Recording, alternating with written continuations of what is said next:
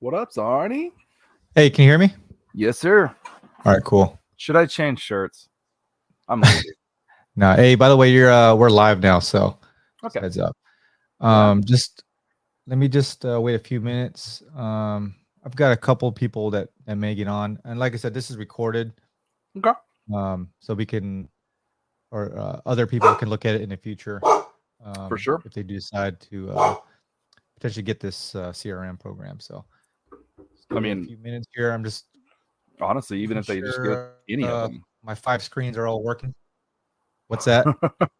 I said What'd you even if say? they don't get this one, if they get any of them, I mean, I'm Yeah. sure it'll give some people ideas as far as like where to go, like what's next, like how to actually use those types of systems.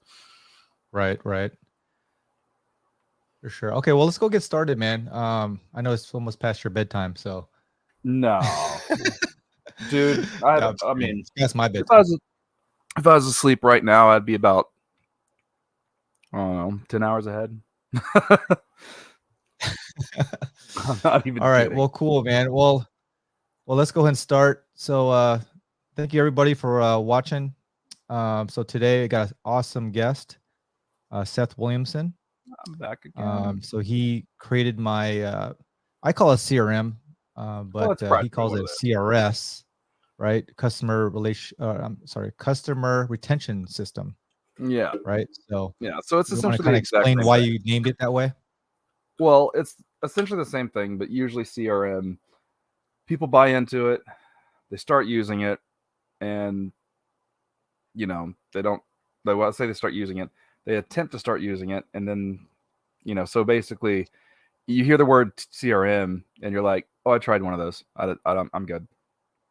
So it's essentially the same thing, but it's basically a way to, if I can get the attention, I can explain to you and teach you how to use it. And you're not off put right off the beginning of like, yeah, I tried that, it didn't work.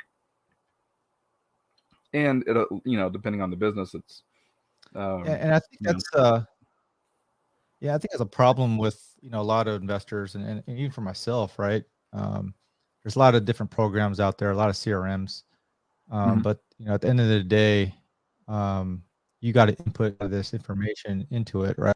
It can be time consuming. And then another thing too is having a representative to kind of guide you through the process, right? There's a lot to it. Um, Right. and that's I I think mean, that's a lot of value that you provide. yeah, I mean, it takes a Hey, long, long by the time to way, get Seth, there's a going. little bit of a delay, so I don't mean to talk over you. Oh no, you're good. And if I'm talking over you, I'm sorry. Um, but yeah, like, I mean, honestly, let's see. Let's see. I actually completely forgot what I was saying. I had something, and I'll come back to it. Oh, talking about just the benefit of having somebody there to kind of guide you. Yeah, I think we were talking about that previously. yeah, for sure. So that I was gonna say You is know, it does take a long, long, long time to build. Like, when you get started with it, I mean, there'll be things in there for you to use, and I mean, a lot of times people can turn around and just use the tools available, use what comes with it. Because the goal is to get it to where it's as user friendly and as ready to go out of the box as possible. But a lot of times, um, you know, out of the box solutions don't necessarily suit your business. It doesn't suit the way that it doesn't suit the way that your workflow goes. And so if you adjust it and you spend that time and you spend that effort, adding new things to it and finding ways to develop it for your own business, rather than just expecting it to work as it is, then it's a big, big payoff in the future.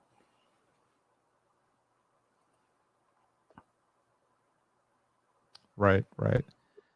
And so just for everybody to know, we kind of just started um, working with the CRM with me and Seth. So we're kind of just building the product up, inputting all my contacts, sending a lot of automations. And for me, I'm just like I said, I'm new to it. But you know, navigating through it, it's actually not that bad, right? It's actually an amazing product. And we can do another video, and I think we did a previous video kind of going over it, and we could maybe Right. do a later video just kind of going through each of these items. I think today, just to make sure we're on track on time, is the main Mhm. goal of this call is agent outreach.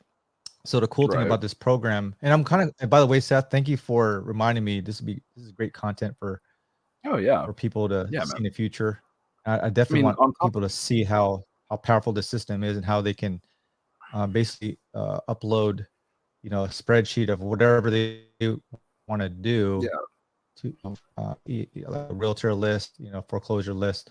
They add that to the back end of the system, and then you can automate it where you send it out either text or email to all those people No, in a yeah. I very mean, short amount of time. So, it's a very very powerful tool if you put it in the right hands. So if you put it in someone's hands that are actually going to use it, such as yourself, then and that's the thing, is the name of it, but the infinite or whatever, is it's literally, the possibilities are pretty much infinite. You can literally build and do anything you want, have it do anything you want, respond to people however, you know and so, especially like we were talking about with the list, you're uploading the lists, you tag them as you're uploading the list. It's a really simple process.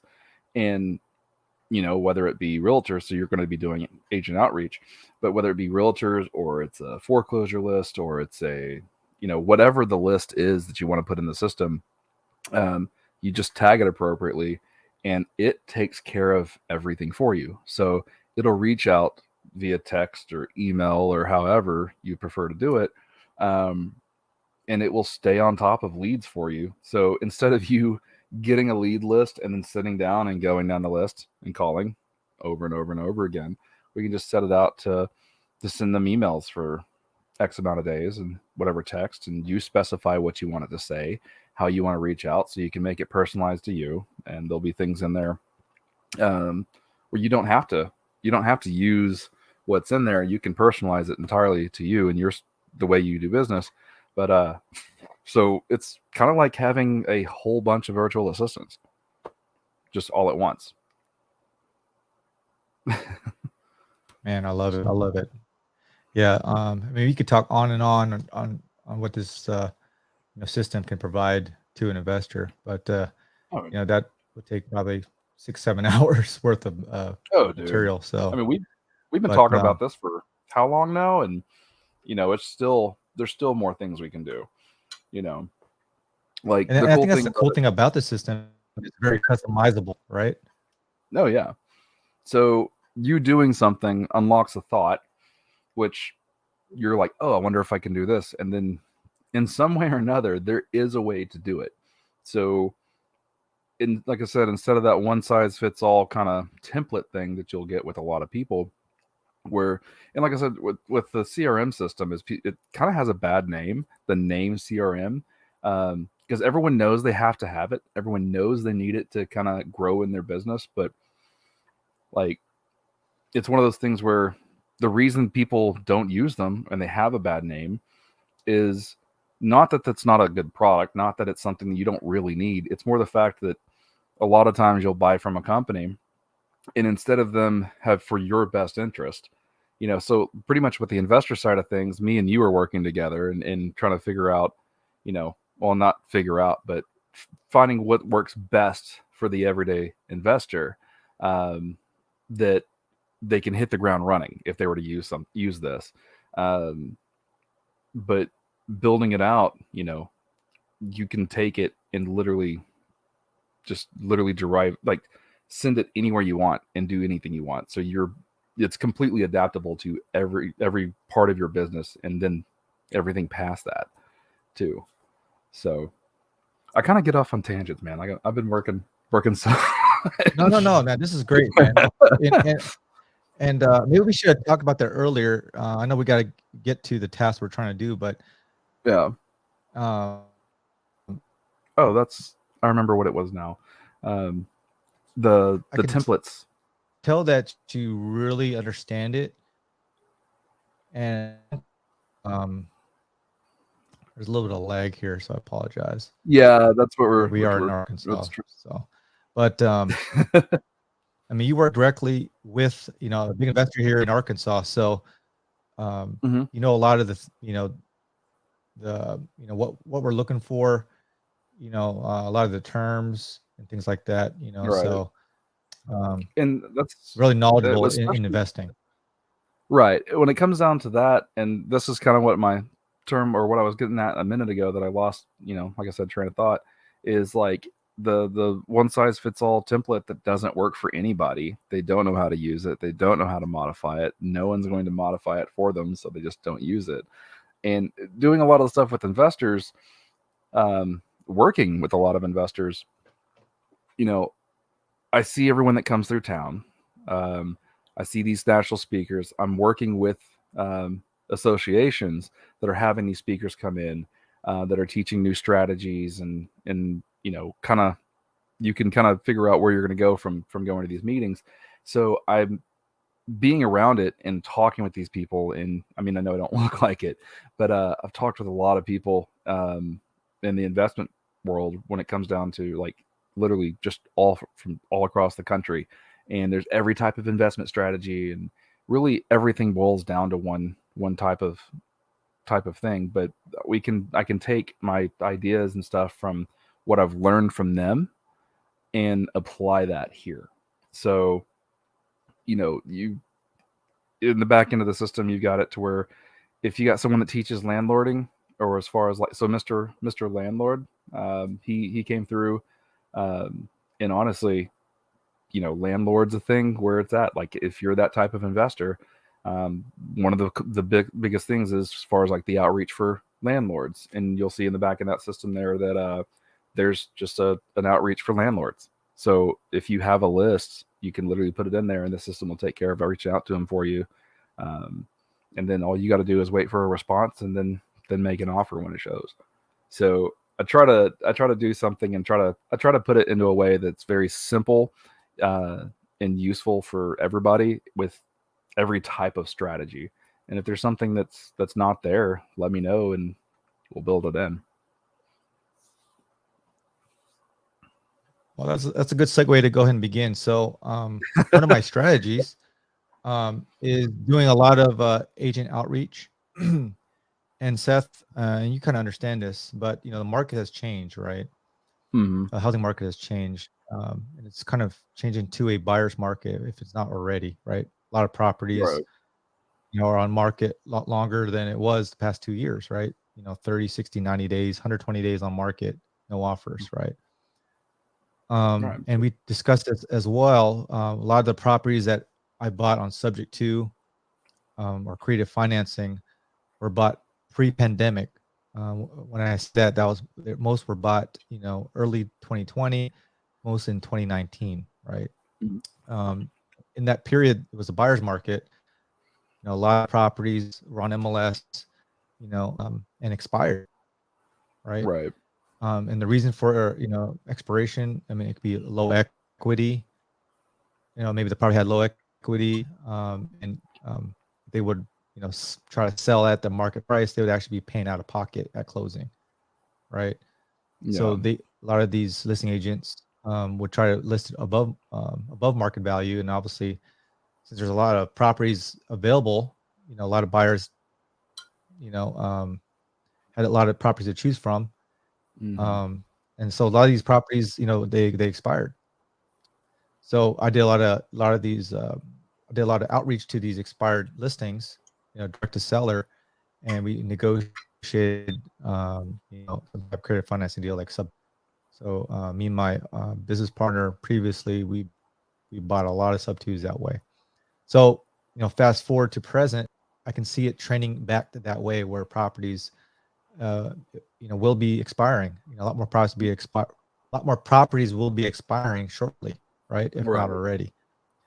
Um, and if we negotiate a deal direct to the seller after the listing expired, the agent doesn't get paid, Right. obviously, right? So they, agent can do all this work, spending money on marketing, gas, traveling back and forth, doing open houses on Sundays, spending time away from their Mhm. family. It can be really demoralizing for both the seller and the agent, right? And couldn't get it sold. Right. So, so what I'm doing now is, I'm reaching out to these agents, with properties, that are on the market for a long time, and just basically planting a seed, letting them know that, we can structure some type of creative financing offer. We can purchase at the asking price, right, and pay their agent commissions. They would just have, in return, they would have to structure some type of creative financing, transaction between me and the seller. Right. So in that case, they get paid, obviously. So, and I want to be able to reach a lot of these agents, right? Instead of going to Zillow and finding us, certain properties on market for a long time and just calling them, that I will still do that, but I'd rather Right. have passive leads, right? Oh yeah. With agents coming to me if they have a situation instead of me trying to come to them. It's a lot more, it saves me a lot of time Oh yeah. and And energy, when it comes down to having it, those passive leads. if you've So, got people, oh sorry, um, how big is that lag? no, I was gonna say is no, it's pretty bad here. So for some reason at nighttime it's slow. Right, and say Um, I didn't want to but talk over you.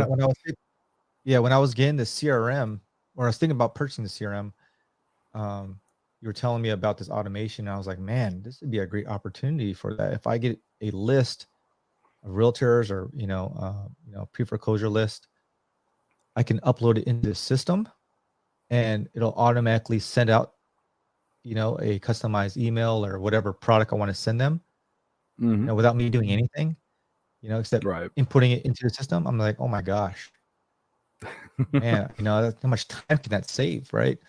If I'm Right. sending out, an email to 50,000 agents, even Oh my 2% of lord. those agents that call me, with the deal, that's a win.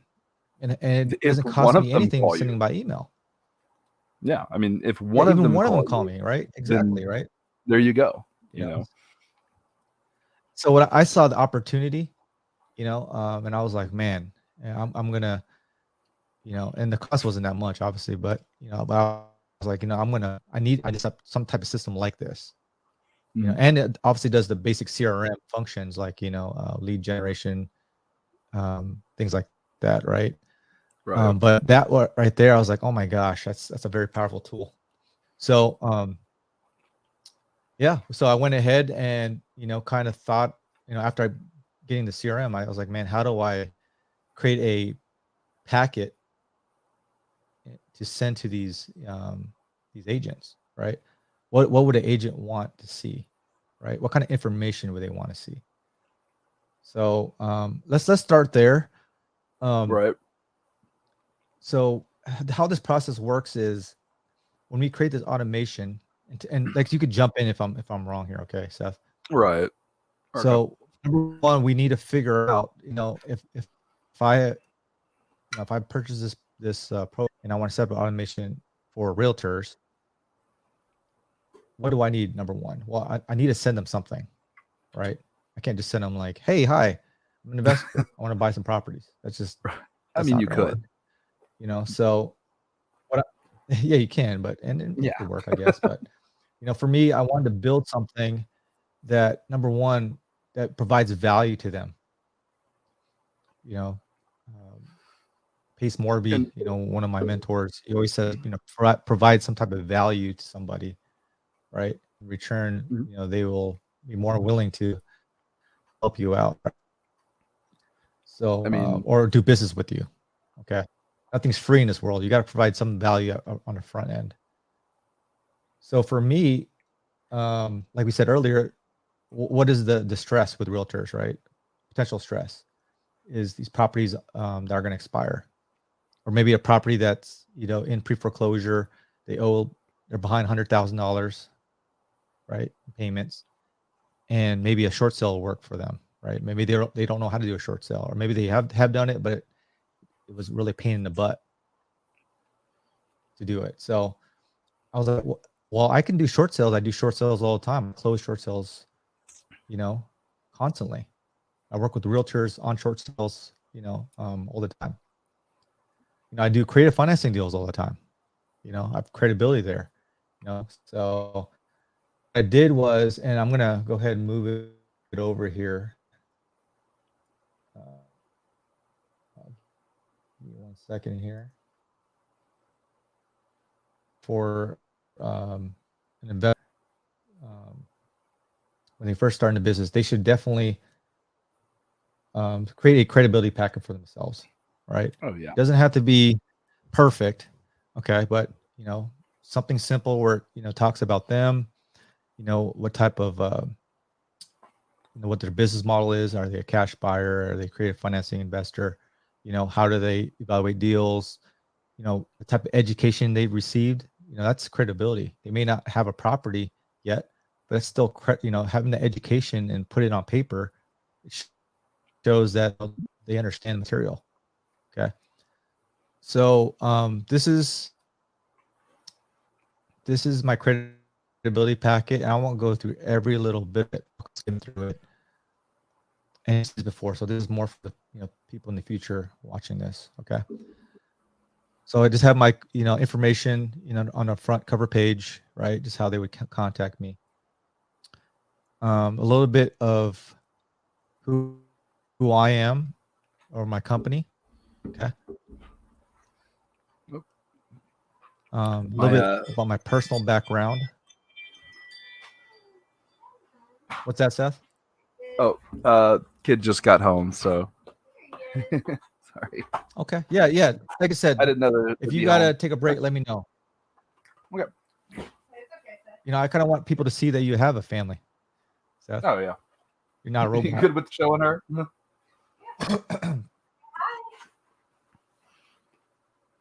Oh my gosh, look how beautiful she is. Oh my goodness. Say hi. Hi. She's like, who's that guy?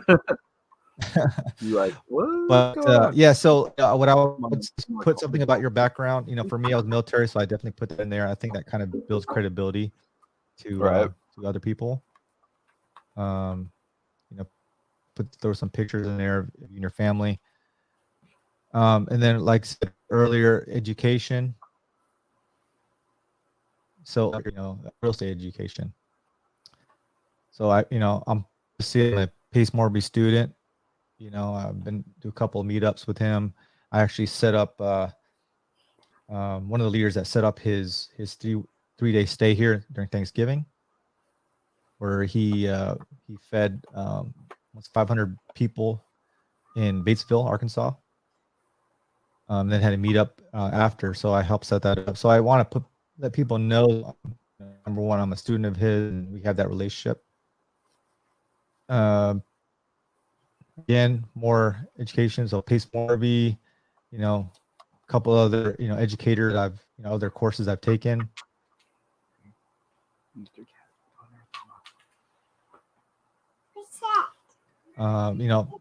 part of the RIA, put that in, right? That shows that that you work with other investors. Maybe put in a little bit about your team. You got to have a team around you, right? It's not just yourself. You got to have a title company. So I put my title company information in here. A realtor that you work with, the brokerage, put that in there. That's part of your team. Attorneys. Put a little bit about contractors, maybe, what type of contractors you look for. Are they licensed? Things like that.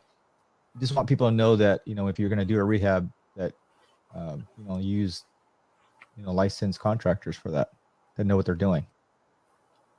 Because I'm not I don't know crap really about rehab. I can, organize it, but I don't know how to put flooring down, how to put sheetrock up the best way. But I pay somebody that understands how to do that. So I want people to know that that's what I'm looking for. If you got any community involvement, I put that in there.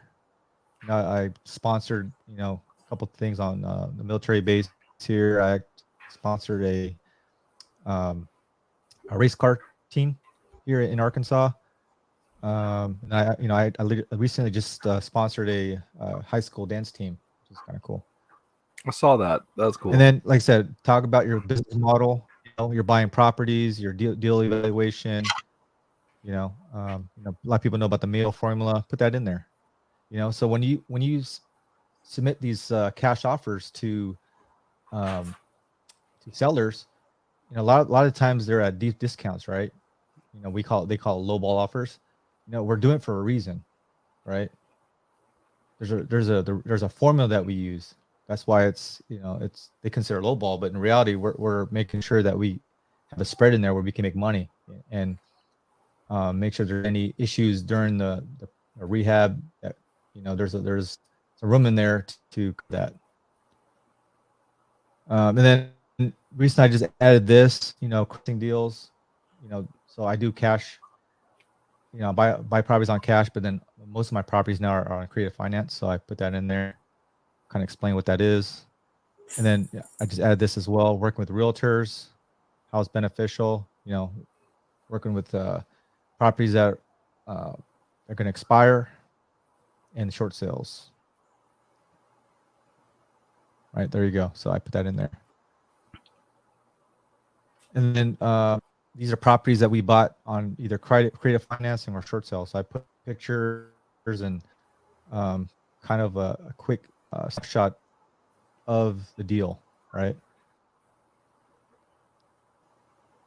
So like this was a sub 2. That was a flip property, sub 2 deal, sub 2 deal, sub 2 deal, sub 2 deal, sub 2 deal, sub 2 deal, short sale, short sale, short sale, another short sale, short sale, short sale. Novation agreement. That's a cool one I did recently. Short sale. And there's a couple other properties, that we didn't put in here, we didn't have enough room, which is a good problem to have, right, Seth? No, yeah, for sure. And then in the very end, I just want people to know that we can fund these properties different ways. Conventional bank loans. I don't like using hard money, but I do have hard money lenders available if I need to. Private money lenders is a huge one, right? I got a bunch of those. And creative financing. That's a way to purchase properties nowadays for me. So as we that's talked really about it for the credibility. Something simple. I just want to show that, like I said, you have credibility and that you know what you're doing, right? Or if you don't know what you're doing, you know people who know what they're doing. Right. So as we talked about the other day, this is essentially the investor's resume.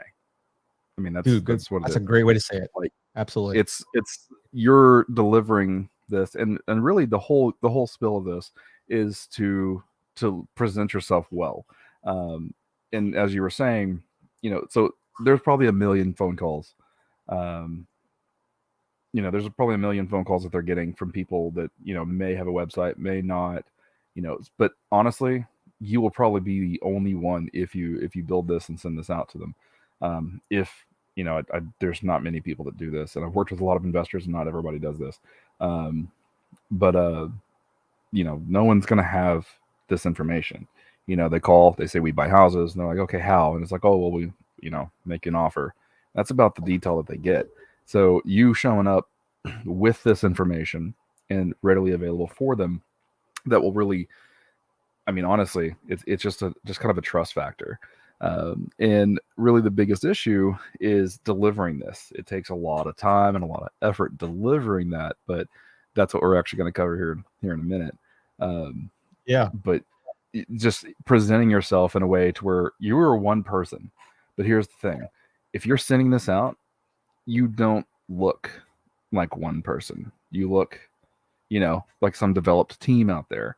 And two, with the way that we're reaching out, um, you can, it almost looks as if, and it's one of those deals where it looks as if you're reaching out. So if you're doing this for agents, it looks like you're reaching out and you found them and you're sending them a personal email, um, opposed to just, you know what I mean? Like, you're not just putting an ad out there and just gathering in what you can. It's you're directly reaching them, and you're doing that at a very, very, very, very fast pace for like everybody. Yeah.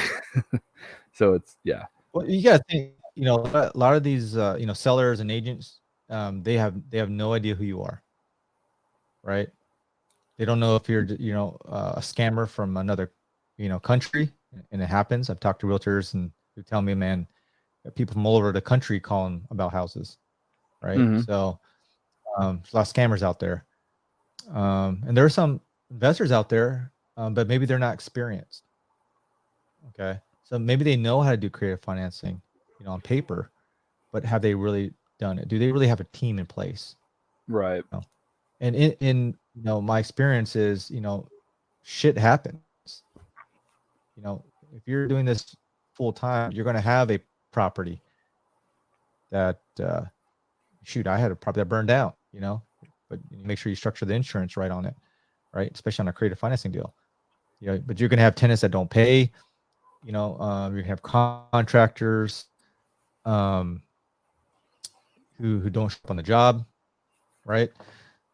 So what is your contingency plans, right? Do you have another contractor, that you can use, right? Is your insurance set up right? Do you have, reserves in case a tenant doesn't pay, vacancies, things like that. So, a lot of people don't have that, but in the credibility package shows that yes, I understand the risks. Those are accepted risks for an investor.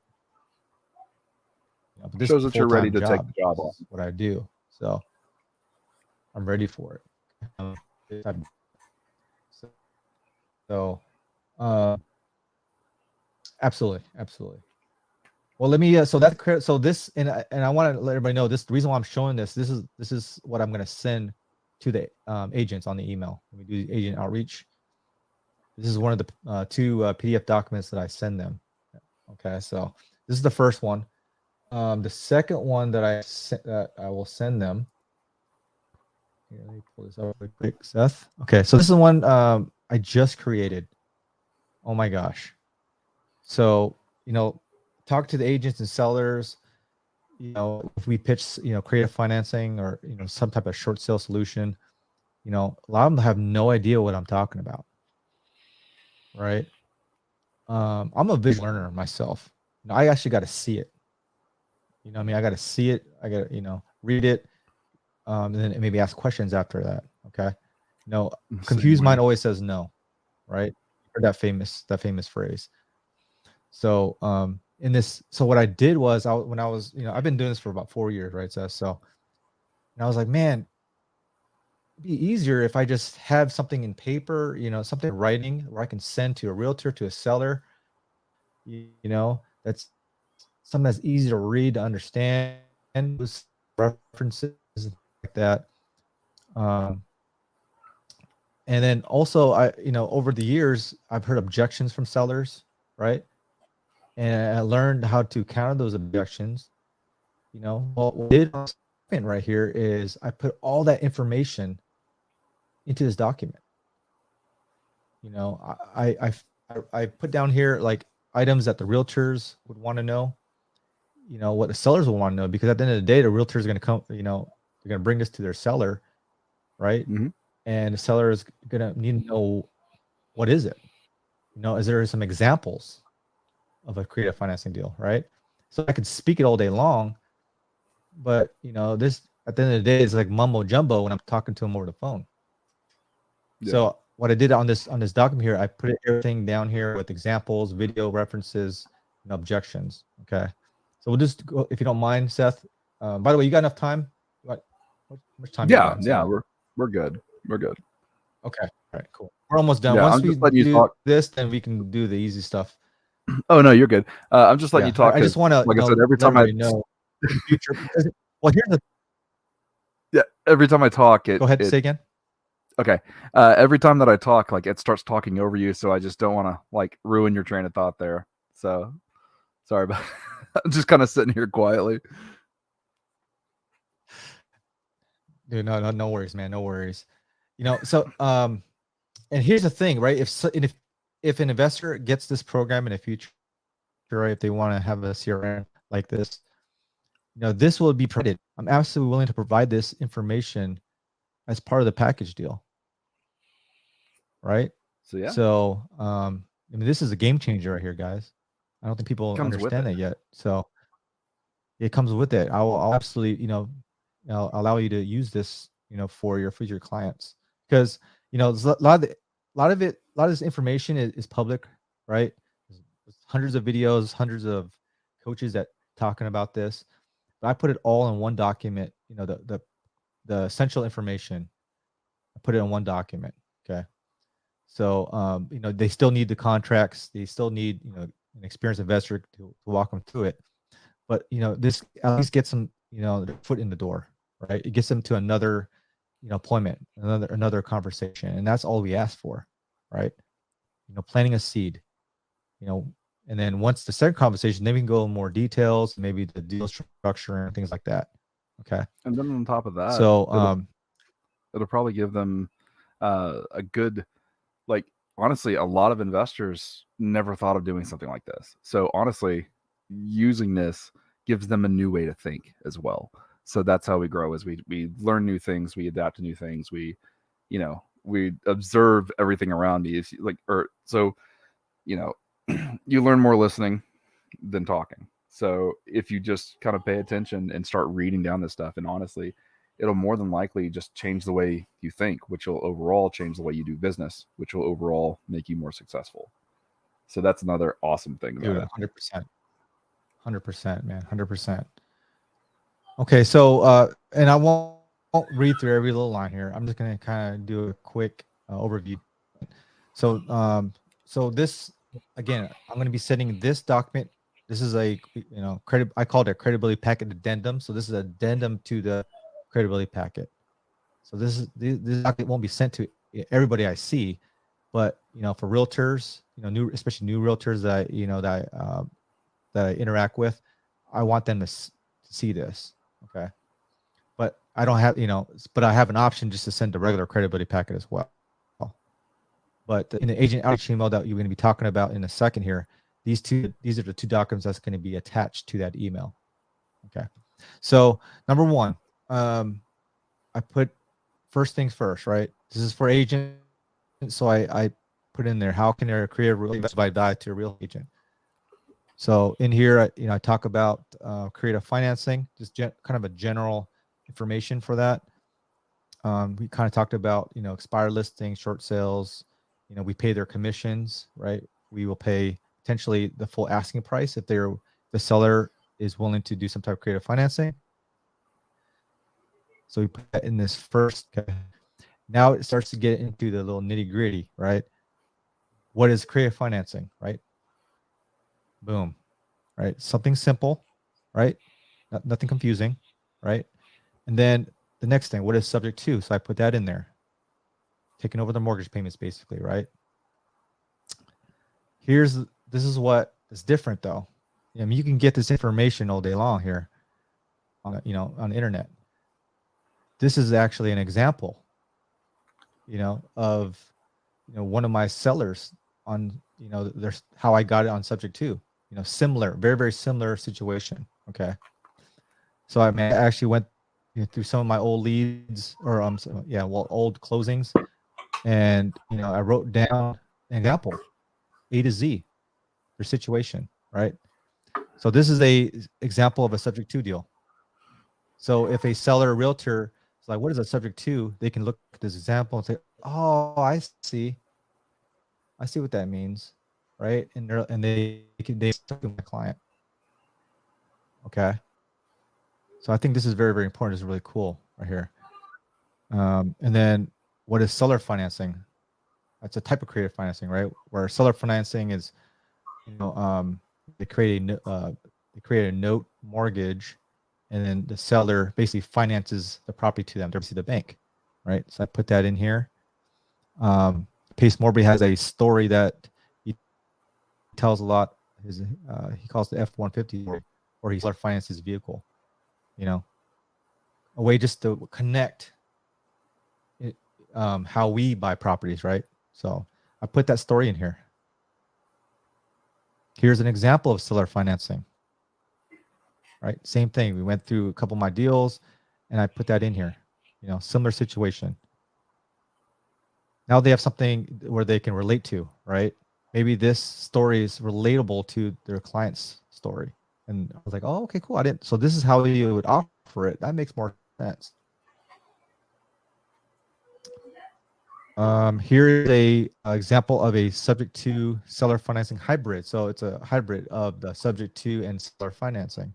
So say a property has, say it's worth 200,000. There's $100,000 mortgage. We would take a subject, take the 100,000 mortgage subject to. That leaves 100,000 in equity, right? Well, the seller would finance the $100,000 on seller financing. So it's a hybrid of both. So I have an example of a hybrid deal. So again, they may, and there's a lot of situations like this nowadays. So they can relate to it, right? They're, okay, I get it. It's very similar to me. So this is how they would offer it. These are some of the terms that can be offered. Again, this is another way to kind of explain the situation, right? And remember, I want them to read this so they can ask more specific questions on the next conversation. Because my goal is not for them to close as soon as they read this. I want them to, call me up and ask questions, more detailed questions. But that shows me that how serious they are too, right? Yeah. And then I added real estate investor credibility. We talked about that earlier, where a lot of people may understand creative financing, but they never have done it, or they don't have a team in place, right, to actually get it done. So this, I kind of talk about that, where it's our responsibility to let the seller and realtor know the benefits and the risks of creative financing. A lot of investors won't even talk about the risk, right? They just want to talk about the rewards, but they need to know both ends of that. That's our responsibility to do that. But I also build rapport when I bring that up to a seller, right? They're like, man, this guy's telling me all the bad stuff too, not just the good stuff. But if there is bad, the risk, I say bad, but the risks can be mitigated because we have, options to solve those, right? Or solve those problems if they do come up. So here's another big one, Seth. We're almost done here, about halfway done here. This is the big one. You're good. I think this is probably the most important section here. 5 or 6 of the biggest objections from sellers, and this comes from experience. Okay. And these are objections that I had to solve to be able to do these creative financing deals. Okay. I was actually working on something like this. I'm not going to go through each exact one. Go ahead. Oh, sorry. I was actually working on something like this as well. And honestly, yours is probably a lot better. So let's see. Yeah, well, send me your product, man. I can maybe add it to mine. Okay. I take a lot of your information. You're a very, very intelligent guy, man. You see things that I don't see. So I just see things differently. I take a lot of feedback. We all see things differently. Yeah. But I really liked, this is something from earlier, but I really, really liked what you said about a confused mind always says no, or something like that. That was probably, I mean, honestly, I've never heard about that. I've never heard that. And that's well, that actually, I heard that from one of my, I did 20 years Air Force, retired in 2020. Well, I'm just going to pause while it refreshes. I don't know what happened there. So, so one of my old supervisors, he's a chief now. When I was in, he told me that. He was like, Arnie, a confused mind always says no. So keep it simple. Don't confuse them. The technicality of something. Keep it simple. That way they understand, right? And more likely they will continue, the conversation with you, right? Or so, with a lot of sellers nowadays, what, and I was struggling with that in the beginning is, I would talk all this game about creative financing, all the terms, I kept it really complicated. I used to say subject to all the time. I don't do that anymore. Yeah. I try not to even say subject to on a conversation. What I say now is like, we just take over the mortgage payments. That's simple. People don't know subject to, right? The first time I ever heard of it, I was thinking like that. Like I was trying to figure out what it was. Like I just didn't understand it. And then, once I understood how it worked and what the process was, then yeah, it was easy. But as you were saying, like the very first time I ever heard it, it was like, what? And even them breaking it down, If so you you're could trying take to over dissect the somebody's subject. mortgage, Yeah, yeah. And honestly, that's one of the first types of investments that I did. And it was like a big, massive deal too. And like I had never heard of it. But went to one of the association meetings and learned about subject two, and it was just mind blowing. And that's how I got started. And that was like one of the first deals that I did. But yeah, when I first heard it, it was just one of those things that seemed kind of scary. And honestly, when it has a technical term like that, especially as a seller, you don't understand what that person's talking about. It's like if I was to run up and talk programming with you, you'd just be like, that's a lot to take in. It's scary. I don't know. yeah. Yeah. So, and you're taking Eh, that completely out of the equation. They don't have a way to say, oh, I don't get that. That's weird. Be like, no, look, hey, right here. Here's some information on it. Read it. If you still don't want to do it, that's fine. But you know, here you go. And but now the information is out there, right, for right, them to read in the future. Like I said, yeah, they may not have any distress right now, but they may have some distress in the future, right? right, Maybe they're only one payment behind right now, thinking that they're gonna, for some reason, catch it up or borrow money. Well, guess what? 8-10 months later, now they're $15,000 behind. They're getting a letter from the bank, right, saying that they're gonna move forward with foreclosure proceedings. Now they're in big trouble, right? Maybe they're $30,000-$40,000 behind. I don't know, but then they're like, you know what? I can't sell it. My realtors can't sell it, man. But I remember this one offer a guy named Arnie sent me, a few months back. I'm gonna give him a call. Maybe, he can, help me out through this with this situation. All right. Right. But they have some type of document where they can read it over. They're like, oh, this option may work for me, or these two options may work for me. I'm gonna give him a call just to verify that again. well, Right. as it comes down to it, like, here's the thing. There's a lot of people that may be potentially offering to help them out and buy their house and all this other stuff. But they're literally going to have business cards. They may have a flyer, maybe, but it'll be like, hey, we help stop foreclosure. Call us. You will probably be the only one that's just like, hey, here's a full like booklet of everything we have to offer. Here's how we do it. You're in the know the entire time. Like, it's that trust building that. And so That's they're exactly going what to it come is. back to you because here's the deal, especially since we're sending this over email, right? You can send it Mm-hmm. by paper too, but if you're going to send it by email, all they got to do is go back and look and be like, who was that person again? They go down their list, go, oh, here it is. And then when they're in that situation, when they're in that spot where they have no other place to turn, they're just pretty much stuck and they have to make a decision, they have to make a move. You are literally giving them the answer and then telling them exactly how it's going to work, how you're going to help them. And honestly, I would have much more trust in you than the other 54 people that called me this last week Man, that just tried to give me money. bro, I was 'Cause- you took the words out of my mouth, bro. I was so, you know, in these type of situations, there's a lot of coaches out there, a lot of mentors, teaching their students to do the same thing I'm doing, right? Almost the same exact pitch, maybe even a better pitch than me. More likely, there's probably even better than me. Okay. But I would say, and this is my theory, is now a lot of them they don't have a product like this, right? They don't show their credibility, right? They don't take the time because it took a lot of time to do this, right? And I leverage my success. I put it on paper where it's visual, where they can actually see it, right? It's tangible. They can, and you'll see later down this packet here. It actually has Zillow links to properties that I've done, so they can go back and verify this information, right? So earlier I showed you some some examples, but those are just kind of like like theories, right? But when we go down the packet, you actually see properties that have actually closed on subject to or short sales.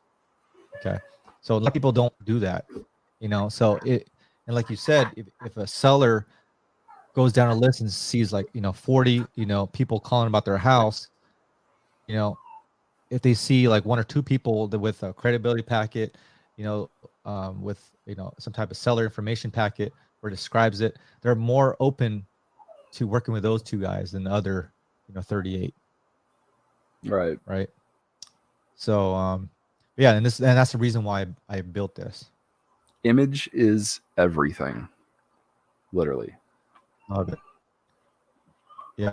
So objection one, the biggest ones is I opened a creative financing on my current property, but I'm looking to buy another property the next year.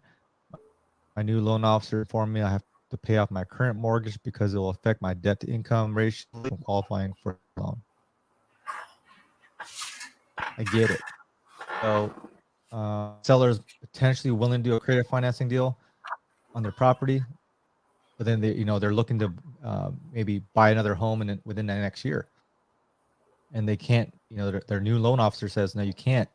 You're not going to qualify because you have two mortgages. Your debt to income is going to be too high.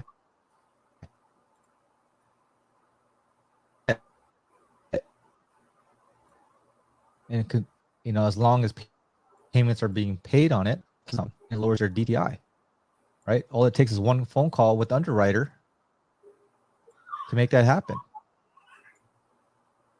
right? So that's one of the objections I've had previously. Well, the experience, the failures, the failures actually helped me to solve that problem. So when I solved that problem, I put that. So in this paragraph, it talks about how to do that. What our plan is to do that. I have here the lender that's willing to do that. So if they say, They can call them sorry, directly. my loan officer won't allow me to do it. So maybe you need to find a new lender. Maybe call this lender. I solved their problem, right? So now what? You got no other objection. Number two, one of the second objections I hear all the time is subject to illegal. Shoot, one more confused mind says no, right? Never heard of it. Can't be legit. So I In a talk a world of little bit scams, about though, wilds. sorry, like in a world of scams, like you never know. Nothing can be verified or trusted until Mm-hmm. until proven otherwise. And this Mm-hmm. helps you. And honestly, like a lot of times, like sellers in general, if you call them, they don't know how you got their information. They don't know how they got your number. They know that they had 47 phone calls 20 minutes ago. Mm-hmm.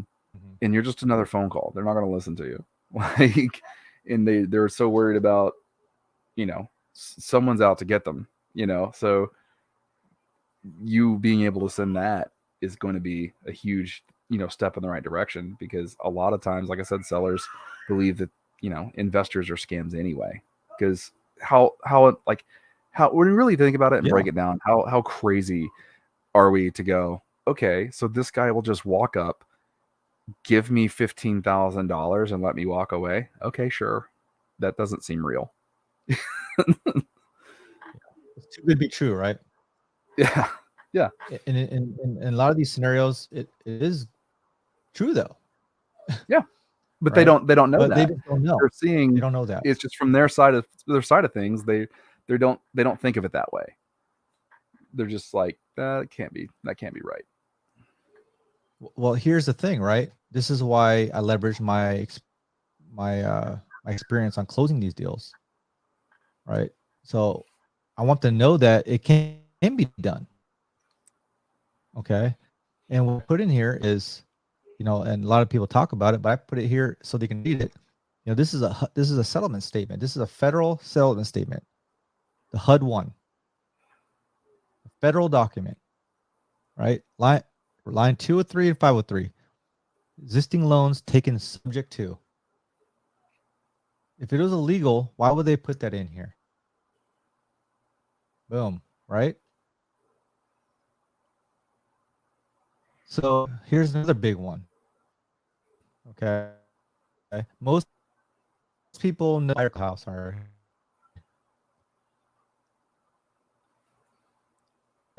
so most traditional sellers and buyers, right? When they buy or sell a home, they have to go through a title company, right? When we do a subject to or create a financing deal, we go through a title company, the same thing. So if a title company will process it, how can that be illegal? They're underwriters that look over the documents. Their attorneys look it over as well. They have their own attorneys in the title company. So I put in here, our title company that closes majority deals. You probably know Jimmy Crace at Pinnacle Title. A lot of the real investors go through them as well. They literally taught a class a month ago. A title company taught a class on subject to and land trust. How many title companies will do that? Number one. Just a few. So if a seller's like, oh my gosh, so they actually, I didn't know they closed their title company. I thought it was just Starbucks meeting and they signed some documents. Sounds really scammy, right? No, Right. we go through a title company. Call Jimmy Crace. Let him know that I referred him to you guys. And he'll talk about some properties we've done. He'll educate that seller that it is not illegal. So this is right here to build credibility. This is how I counter that objection. Is it illegal? Now, I want to make sure this is more for my protection here.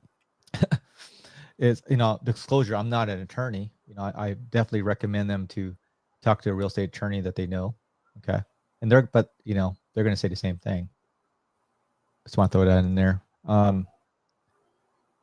So the third one, due on sale clause, right? What there's a transfer in title, or we call it transfer in ownership or property, because when we do a subject to deal or create a finance or seller financing deal, the deed gets transferred to us, right? So that's a change in ownership, change of title.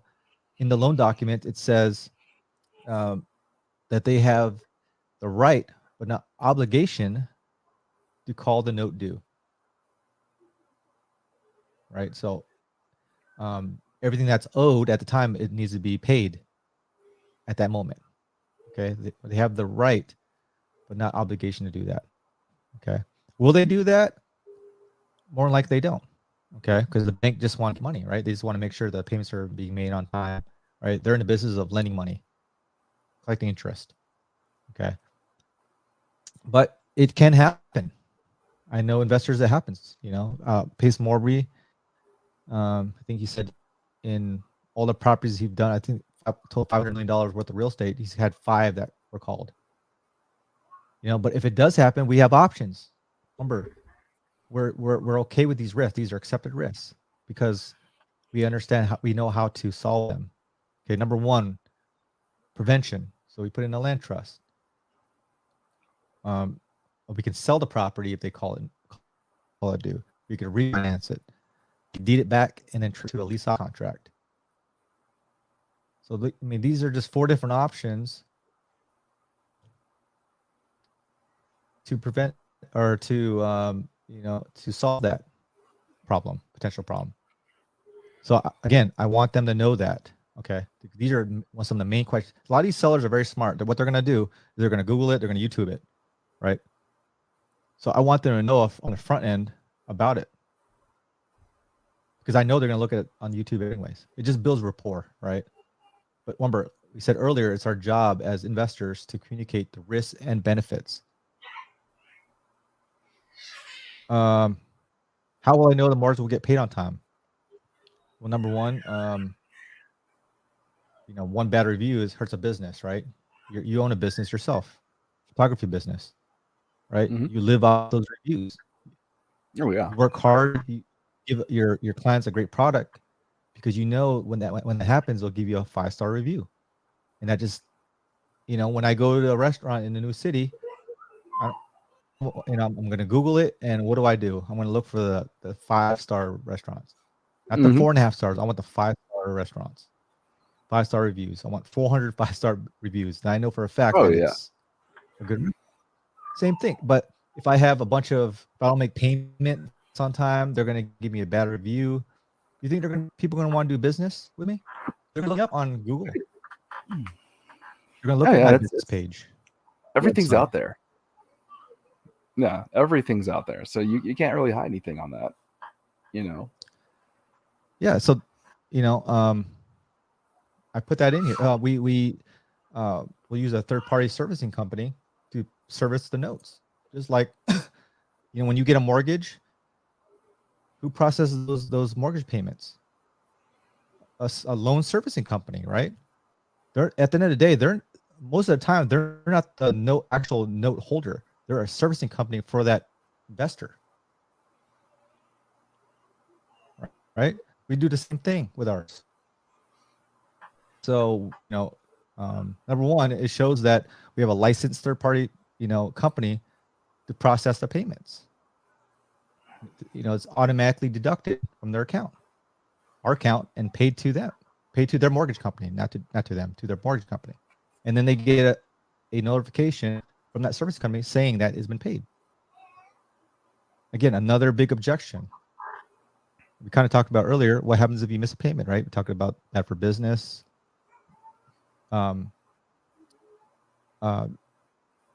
If we do make a late payment, they potentially can get the property back. So with the down payment we pay them, all the payments that we paid, on the mortgage, we lose all that. It is actually our best interest to make sure the payments are on time. We don't want. We're in the business of making money. How do we lose, 10% down payment? It could be $30,000-$40,000 of payments that we lose forever. So again, put that in there. Who's responsible for repairs? We are, because we get the deed. We're responsible. We have ownership. It's our responsibility. So those are the main objections, and this is why I put that in here. And then I talked a little about 2-1 buy down. That's a benefit nowadays, right? Kind of lower the interest rate. Our rates are 6-7%, on home mortgages. So to drop the percentage points on the first year, they have this 2-1 buy down where the seller pays the points down. That's money out of the seller's pocket to do that. If they structure some creative financing deal, they don't have to do that. They could potentially be paying $6,000 to $10,000 in buy down. If they're not struggling with the money, they'll make more. They'll give more. If that makes any sense. So I talked about that in here. I think that was really important. 2-1 buy down program. The theory is, after 2 years, they can refi, right? What if the interest rates rise or stays the same? The realtors are pitching that, more likely the interest rates are going to go down. How do you know that? If we knew that, we all be rich. Here's in this interest rates, it is trending downwards. Look at the spike right here. Look at that spike right there. Is it going to spike back, or is it going to drop way down here? We don't know that. More likely, it's going to go like this, right? I don't know if you guys can see my mouse. Can you see my mouse? No.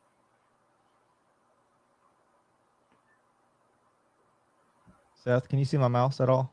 No, we can't. Can you hear me?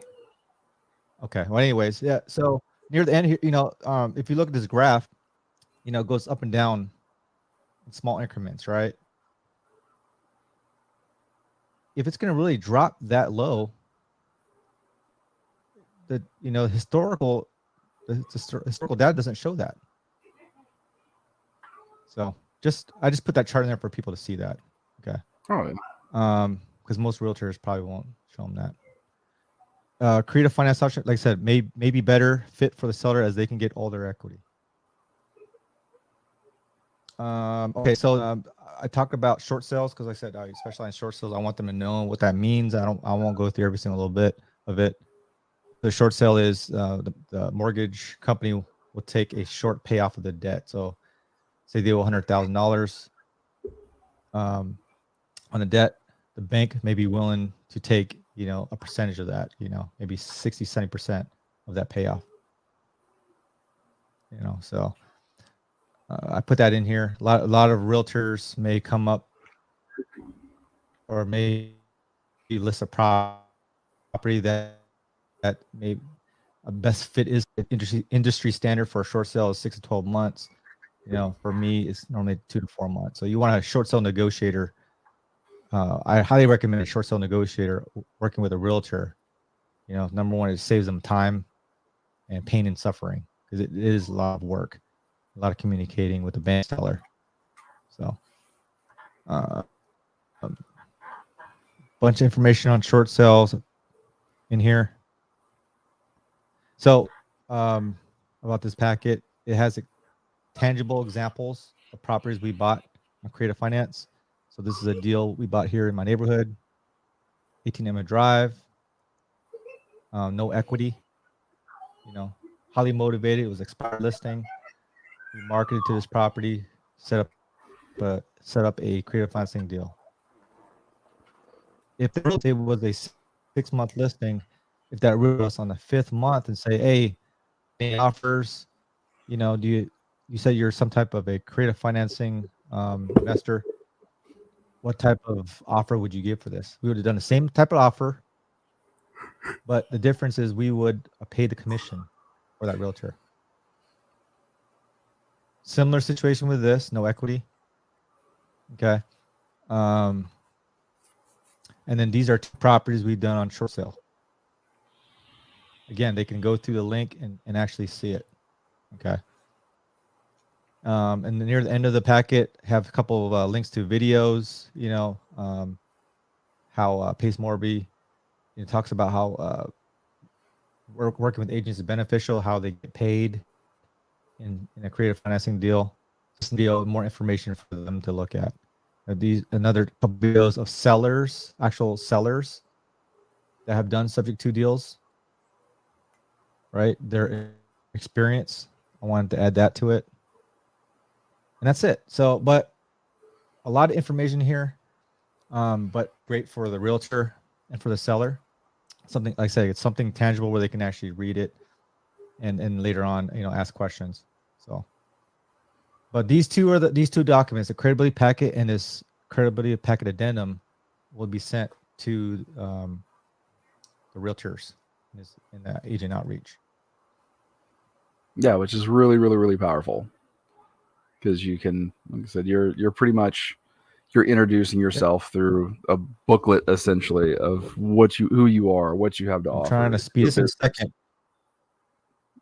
So this is actually a test email me and Seth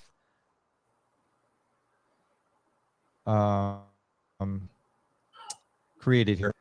Just make sure the system works. Would see in their email when they open it. Okay. So another future investor that uses a CRM would get the same type of email, email automation. Now this might be specifically how I wanted it built, but yeah, you got a header, you can modify and it then we have a you welcome. Exactly. Yep. Got a welcome welcome letter. Kind of explain what I do, and how I can help them. Again, there's a couple more videos how I can help the agents. Signature block, and then it has the 2 PDF documents like we just showed, so they get as well. That's it, But I just think it's really, really cool to to send this, on the front end, and see a visual, realtor, and send it to them. Right. Through this CRM, we could send this exact same email. It's a general email. Oh, by the way, there's a link here for my social media as well. So I have extensive social media postings about my real estate business, my LinkedIn, and they can always add me as a friend on Facebook as well. So, I love realtors. I want them to be my friends. So, but yeah, so this is just really, really cool. Yeah, you can do that on here. Yeah. Yeah, so this is what will be sent to the realtors. So with that, and I apologize, it's been an hour in, Seth, but I kind of wanted to show the Oh, future you're good. audience, you know, of You're totally good.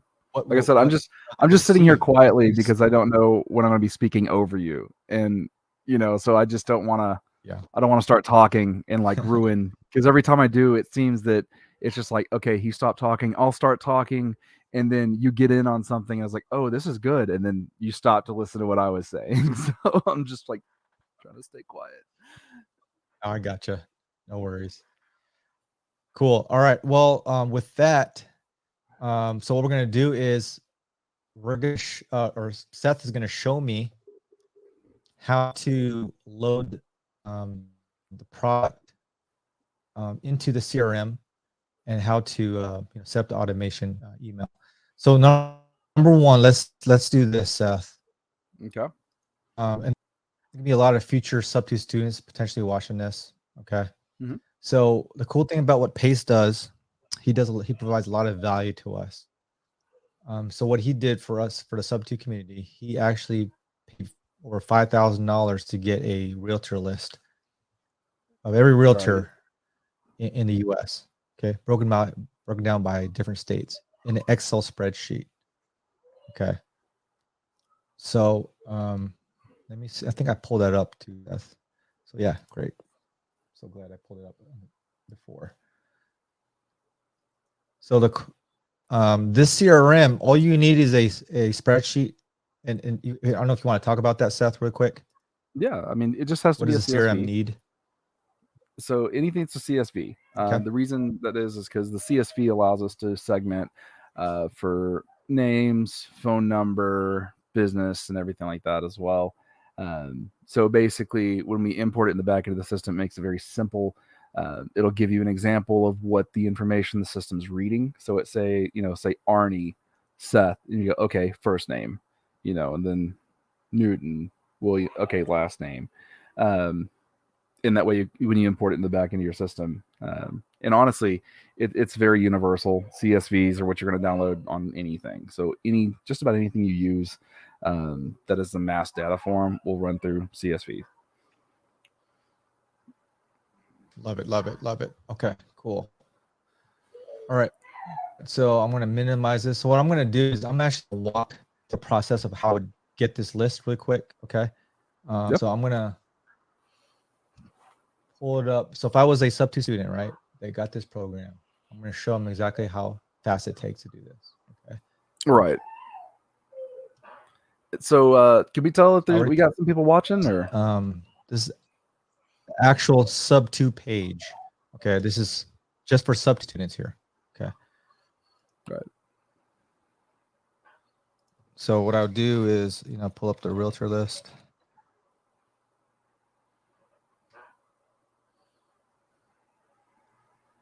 Drive.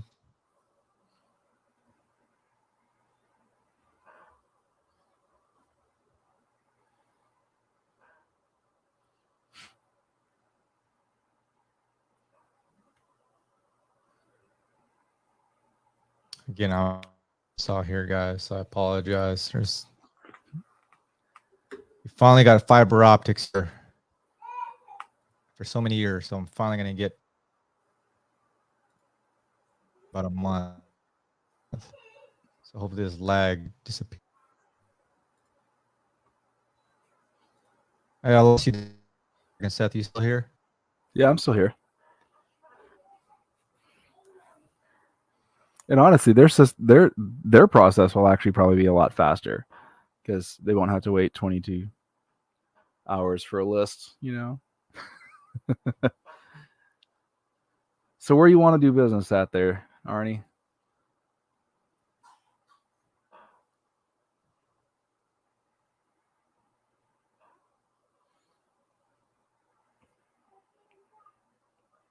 God, so bad. Yeah, I'm still here. You there? You're frozen on my screen, but I can hear you. Okay. Oh, there you go. I kind of apologize to everybody here. It's lagging really bad. It's probably you just trying to run all those processes and get those downloads. So But so this would also work. So if you are buying leads for foreclosures, if you're doing any type of batch, uh, like lead stuff where you're buying it, like you're going to get a lead, you're going to get that information in a form like this. Um, and so I don't know that's the why cool it's thing about this. in a Do what? word.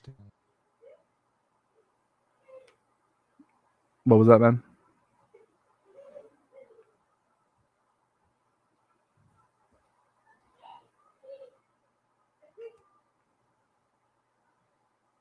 I think I lost you again. Hmm. I I can still hear you. You're just frozen. Either that or you're just really freaking still.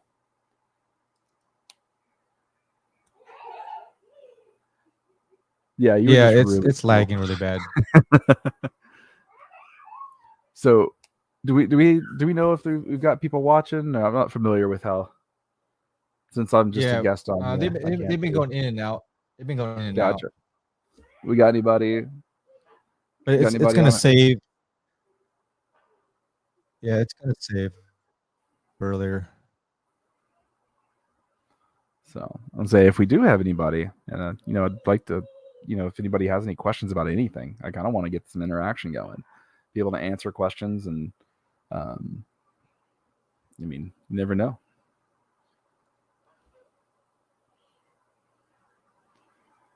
And I could probably answer some questions while you're getting that downloaded. Another thing, those files are Yeah, we got massive. it's huge. Yeah. Okay. It's downloading right now, Seth. Yeah. So for a sub-2 student, all they gotta do is just search Realtor list, and it'll come up a Google Drive link. In that Realtor list folder, they have and like Seth was saying, it is a pretty big file, so it may take a little bit to download. And I would have saved it earlier, but I kind of want to go through the process and how fast it would take for a sub-2 student Right. to do this. And honestly, if you're living in a Again, city, just yeah, I mean, if you're living in a city and you have like really lightning fast internet, um, you know, downloading something like this will take 15 seconds, 20 seconds. Fiber optics, it's good, but it has those in and out. So like when it's working, it's hyper fast. It yes. I think they're still trying to. And honestly, if they finish the full pipeline, your fiber optic should clean up. It's just they're constantly working on those, so there's constant bottlenecks in it. So until they get that finished in your area, that's why you keep running into issues. Well, like I said, this town we're finally getting a Chick-fil-A here. We just got a Freddy's, and before that we had a Dairy Queen, and that's talk of the town. So just saying, that's why this is an up and coming town. But To be because of honest that, with you, I don't even know there's no where you fiber live. optics yet in a lot of areas. So yeah, exactly. And if you did know, you probably get lost because you wouldn't know where to find it. Man, if you're anywhere from where I think you're at, I'm my pretty sure. family lives Hopefully, there. well, hopefully it's on Google Maps. So, but like you were saying, correct. Like most people are in bigger cities or bigger towns that have better internet service. So, and I apologize, but we're almost there, Seth. It's about to fully download. This is Charge by by the the way, hour. I'm pulling a Florida list. Okay, I'm pulling a Florida list, so it is a pretty big file. So I Florida's guarantee you, good. if I had to guess, I mean, it's like guessing how much candy in a candy jar. I would probably say 11,000 agents. Do you want me to guess, or can I just opt out of the guessing? I Yeah, don't want to look guess. like an idiot.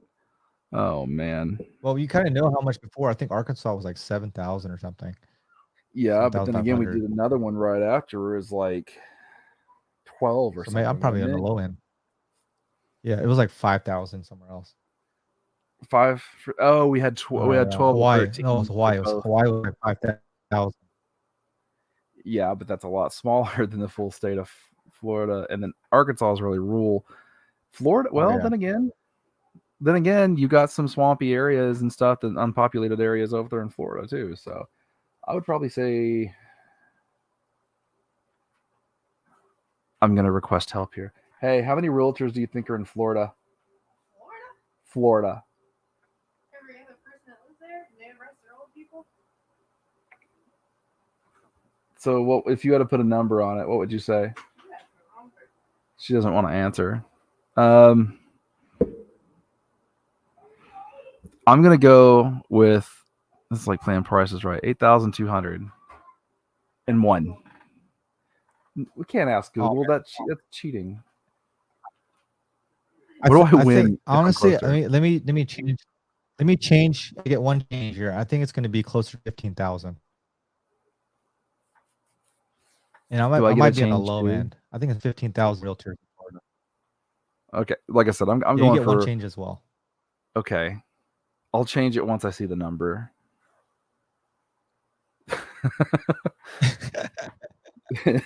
Nice. You know what? But I know what I can do. I mean, this. Well, let me just say that though. That look how powerful this tool is going to be, where I can send an automated email to 15,000 agents. Oh wow. Oh my gosh, we're not even close, bro. So Not you even pulled close, Florida? dude. Holy If this Lord. number is Yeah. correct, I know why it's taking so long. 37,000. Yeah. 37,000.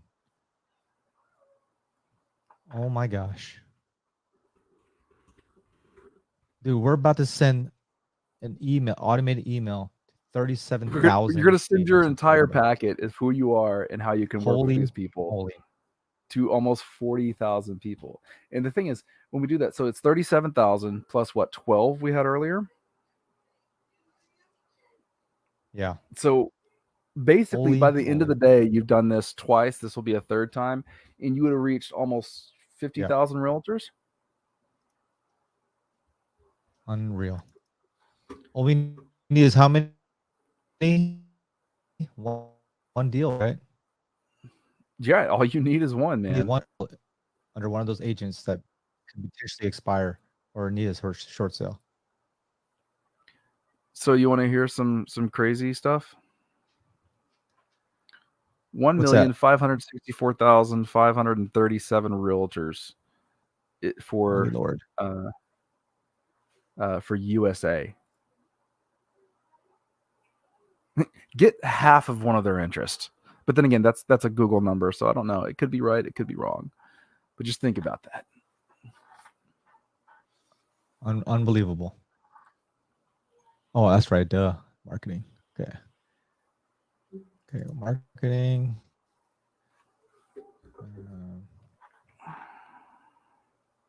Realtors. That's why it took forever. Oh my gosh. That's insane. Yeah. Wow. Whew. I just opened up Facebook and I saw you. Oh my gosh. That's insane. All right. Nice. Yeah. I'm hearing our conversation back. I just opened my phone because it said I got a notification. It was you.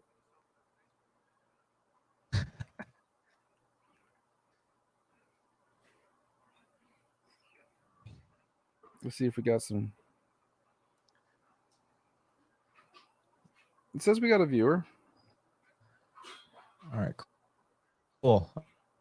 All right. So all right, let's save it. Yeah. If there's anybody watching, if you have any questions on the CRM or just, real estate investing in general, just go write something in the chat. If there's anybody in here at all, whether you have a question or not, Seth say or me a hi. question. Yeah, we got like I said, off and on. I think we had like 5 or something at one time, but we got one person. Right. Yeah. So but like I said, this is gonna be saved in the future. You're gonna get more people watching it later on. So Oh yeah, for sure. I just kind of late. I just want to talk to 10 people. o'clock. Yeah. All right, cool, man. So I wanted to save it. So let me get out of here, Seth, and this is where you make your money right here, man. Yeah.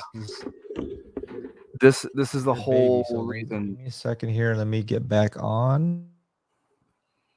I'll need this one more.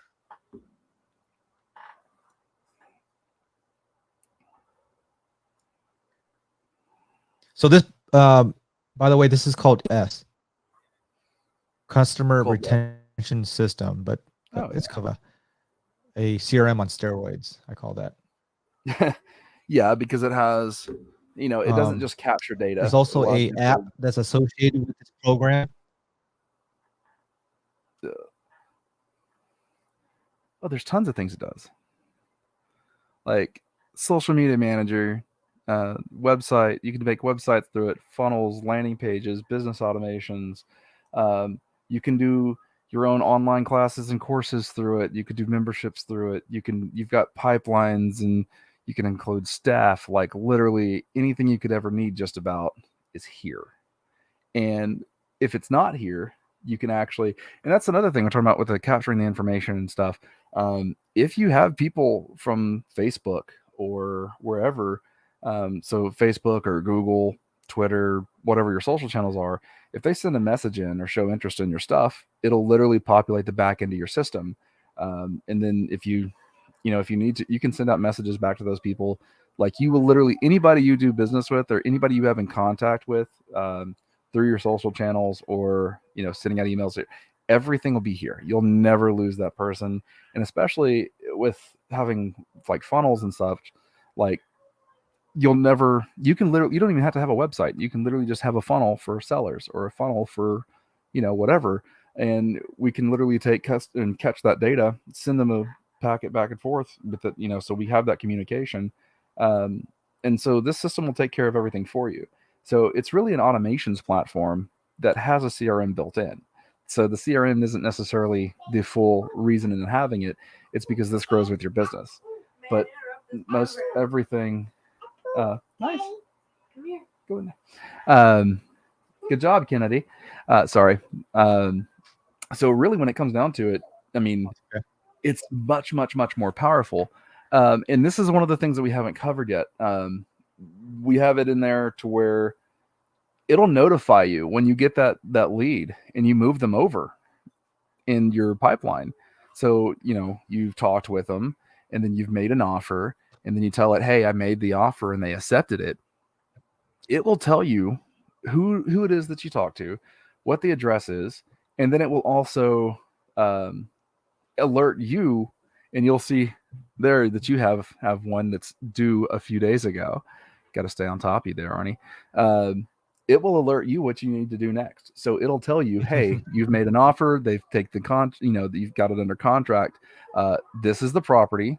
Send it to your buyer's list. And we're also using a funnel that we built within the system to gather a buyer's list that you can take and put it in your phone. You can send it out there, put it on social media lists. Literally anywhere and everywhere with the internet connection, you can gather and build this list. So that's one of the great things about investors when it comes down to, or that's one of the great things that the investors can use this for when it comes down to building a list for realtors, other investors, other, real estate professionals, contractors, buyers list, whatever. And then, I mean, you can take all of that information and just save it all in one system, and you will have it start to generate on autopilot. All you do is post it out there. And then on top of that, it also comes with a template for, so with subject to, if you are doing subject to, it also comes with a buyer's template for a website. So you have both ends instead of building multiple, like you can literally have a buyer's end and you can have a seller's end. So you can gather in the information, make your deals, and then you have that secondary like website template. It's kind of simple and you can customize it any way you want to, but you can literally list all of your properties on it, or literally make posts and ads about looking for properties in blank. And so wherever you're going to be at, you're just running a Google ad, a Facebook ad, whatever kind of ad you want to, wherever you want to, and it leads them to that website. And it says, hey, we got properties, So the big thing about investing is no credit needed. You get those kind of people that are looking for those houses. Um, and if you can advertise properly, which I can help you with as well, then we can start gathering buyers. So not investor, but just buyers in general for subject to properties on autopilot. So when it comes in, we're just going to send it back out. And it's building this machine that automatically gathers leads, does what you need to with them. And if you don't, if you don't stay on top of them, the system will stay on top of you. Two, the system will stay in touch with them. And then once they convert, it will handle the process as far as where to go next. So it sets everything up for you to where all you have to do is just wake up and do your daily routine without any of the busy work or the contacting or the back and forth. Unless that lead is going to make you money or they're already a hot lead. And that's one of the things, you have cold leads all the time, but this creates a warm lead that will convert automatically to a hot lead that you can call and close on. So that's the thing. I'm trying to make this just as extremely simple as possible to where, as the investor, you don't have to worry about what's next or who's next. Like, there's even a template in it to where it'll make you a or makes you a form. So it's like, put your picture here, how many bed, how many bath, how many square feet, what's the asking price, and you literally just take it and you select who you want to add into it. So you would literally go to your contacts. You would type in investors or cash buyers or whatever you have them tagged as in your system, and you just run them through a workflow. Well, it'll automatically reach out to them. And you can also do the same thing where, even if you don't want to give all of that property information as far as like their actual location and address, you can pre-sell properties through it. You give a picture, how many bed, how many bath, and say, please contact me. And so as you get something, even before you even close the deal, especially if you're doing wholesaling, you're not giving off any of the information on the property. You're not giving anything that's, legally an issue. And you can literally take it even before you even fully have it under contract, and you can pre-sell that property. So the very moment that it's available, it's live, and you've already got 6 or 7 emails from your buyers list that's like, yeah, I want to see this. So all you do is you pick up the phone and you call them up and say, hey, that property that you inquired about, it's available. It's really, I want it to be to where it's always one step ahead of you. So you're always playing catch up, but all the hassle is gone. Does that make sense? Oh, absolutely. And listen, man, I've lost probably a lot of leads, or sellers that are willing to, potentially, sell on a cash deal or creative finance because I didn't follow up with them.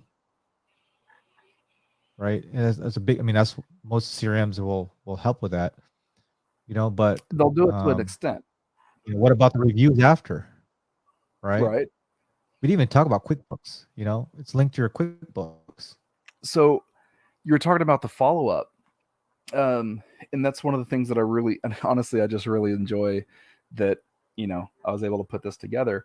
You have all these people, and what are the one things, like, so all these people that come through and they teach these things, really one of the big things that people teach you is you have to follow up. If you send an offer and they don't respond, you got to follow up. And then, if you're doing this every day, if you're making offers every day, every other day, every few days, it doesn't really make a difference. When you have 4 or 5 different offers out there and they haven't converted, then the biggest issue that you have is, are you going to pick up the phone and go, okay, who was it that I didn't contact 2 months ago? No, they're gone. You're never going to reach out to them again. And that's the perfect prime point where you need to talk to those people. You need to talk to those people and be like, hey, is your house still available? I still want to make you an offer. Well, most are not going to do that. So you're building this to where you're going to send that information. So if it comes into the system, comes into your website, your landing page, whatever, they're automatically going to get that packet. It alerts you, you contact them, And then it'll tell you 2 days later and say, hey, did you contact this person? And it'll tell you, and literally there's a note that comes across your dashboard in your task menu that says, make contact with this lead, whether you have an offer or not, just to keep everything going. Now, when you make that offer, if they don't accept it right away, if they have to think about it, basically the system itself, since you already have their information, once you move them over there to where I've made an offer, you still want to contact them. But if you don't, which a lot of people don't, it will follow up with them. So it'll give it 3 days, and send a message out a week later, and 2 weeks later, and so it'll send out a month, and then 2 months, and then 3 months, and it'll go all the way up to a year. So it gets less. The interval gets longer in between. But once you've made it past half a year, I think it sends out 3 messages past the half a year. And literally the day that the offer was made, there's an email that goes out that says specifically, a year ago today, I made you an offer. I was wondering if you sold your property yet. If not, I would still like to make you an offer. And it's sending this out to them. Wow. Through email, text, whatever. Without you doing anything. So you can literally, once again, have someone, you can post it out there on Facebook, be like, hey, facing foreclosure, I can help you, or if you and whatever your exit strategy is. If they put their information in to get your packet, so if you're going to offer this for free or offer a help or offer anything, they sign up to get it, and it will follow up with them. So you the only thing you're responsible for is if you contact them, you move them in the pipeline, and you tell the system where they're at in your deal pipeline, and the system will either keep connecting with them and keep in contact with them, or it'll pose you to move them forward in the pipeline to you can look at it, and every offer you've made, every deal that's potentially on the table for you, where they're at. And you were talking about connecting with QuickBooks. At the end of this deal, it alerts you. It says, update opportunity value. So if you've got, say, I'm just talking wholesale terms because that's what a lot of people are doing as well. But that you have, you made 14,000 on this deal, right? You updated this 14,000, and you say, okay, I'm done, and you move it to 1. Once you do so, the system will automatically reach back out to them and say, hey, it was a pleasure doing business with you. Would you mind leaving me a review? It really helps us out. And then they leave a review that populates and organically ranks you through Google. Like we just had one today, Seth, right? Yeah. We had one of my old sellers, a subject to deal. He was behind 20,000 or so, $15,000 payments, and had a tenant that stopped paying, and he was he's a really, really nice guy. And it was a struggle for him to get them out. Right. Right. Well, part of the deal was we would reinstate the loan, and then we would be responsible for kicking that tenant out, which we did, right, with the one simple letter. Right. And we solved the problem, and and his credit was terrible. He was thinking about going to bankruptcy. He said he couldn't sleep almost every night. I mean, the bank was calling his work. It was just a hard time for him. Well, we solved his problem, right? My mistake back in the day was I never got a review from that, right? But after going through the CRM, I was like, man, after the discussion we had, I was like, I messed up. I need to reconnect with some of these sellers and start building my reviews. So what did we do? We tested it out, right? Yeah. Obviously, he's in my system, as a contact. We sent him a email through the system for a review request. He filled it out, gave me 5 stars, submitted, and it automatically went into my Google page and into my website without me doing anything. Right. Just but in the future, if we have a lead, we move it down that pipeline and we go to complete it. It automatically, sends a review request without me having to do anything, just by me moving it as a complete. And then it will remind you to reach out to potentially look for a video review or something to kind of keep you in contact there. Amazing. Yeah, Amazing. like So the system works. Yeah, and honestly, there's people, like I said, that's been on this. And honestly, it was one of my first clients. But what she did is she literally, I told her, okay, everybody you've done business with, everyone you've done, just take all of that information, take their emails, take their names, import them into the system, because she's got spreadsheets and stuff of everyone she's done business with. And so I told her to take that information, import it into the system. And I said, now highlight everybody and click that star button. And the star button you'll see on the dashboard. It's for reviews. And literally you go click, and she sent out reviews to right here, everybody contact she's done business with. Yep. Right there. And then so I can send review. She ended up with almost 40 reviews, 5-star, like in 2 days. Just reaching back out to people she's already done business with. In her organic ranking in her Google. And if you look down there, as far as reporting, it'll show you your Google My Business page and where you were versus where you're at now. And it'll show you kind of, what this is doing for you. And it will also keep you in mind to be like, hey, are you asking for reviews? And it gives you goals to meet to reach reviews and customer engagement. So let's do a quick sample here since we're at it. So for example, I just got to go search. Say I want to do a review request to realtors, right? So I just search. It's all the realtors are tagged as realtors. No, I'm not going to. But I'm just showing the process how it works. I'm not going to do that. I don't even know this dude. Absolutely not. But that's a cool thing. You import them in the back end of the system. Depending on where they come, they tag themselves. You don't even have to tag them manually. Right.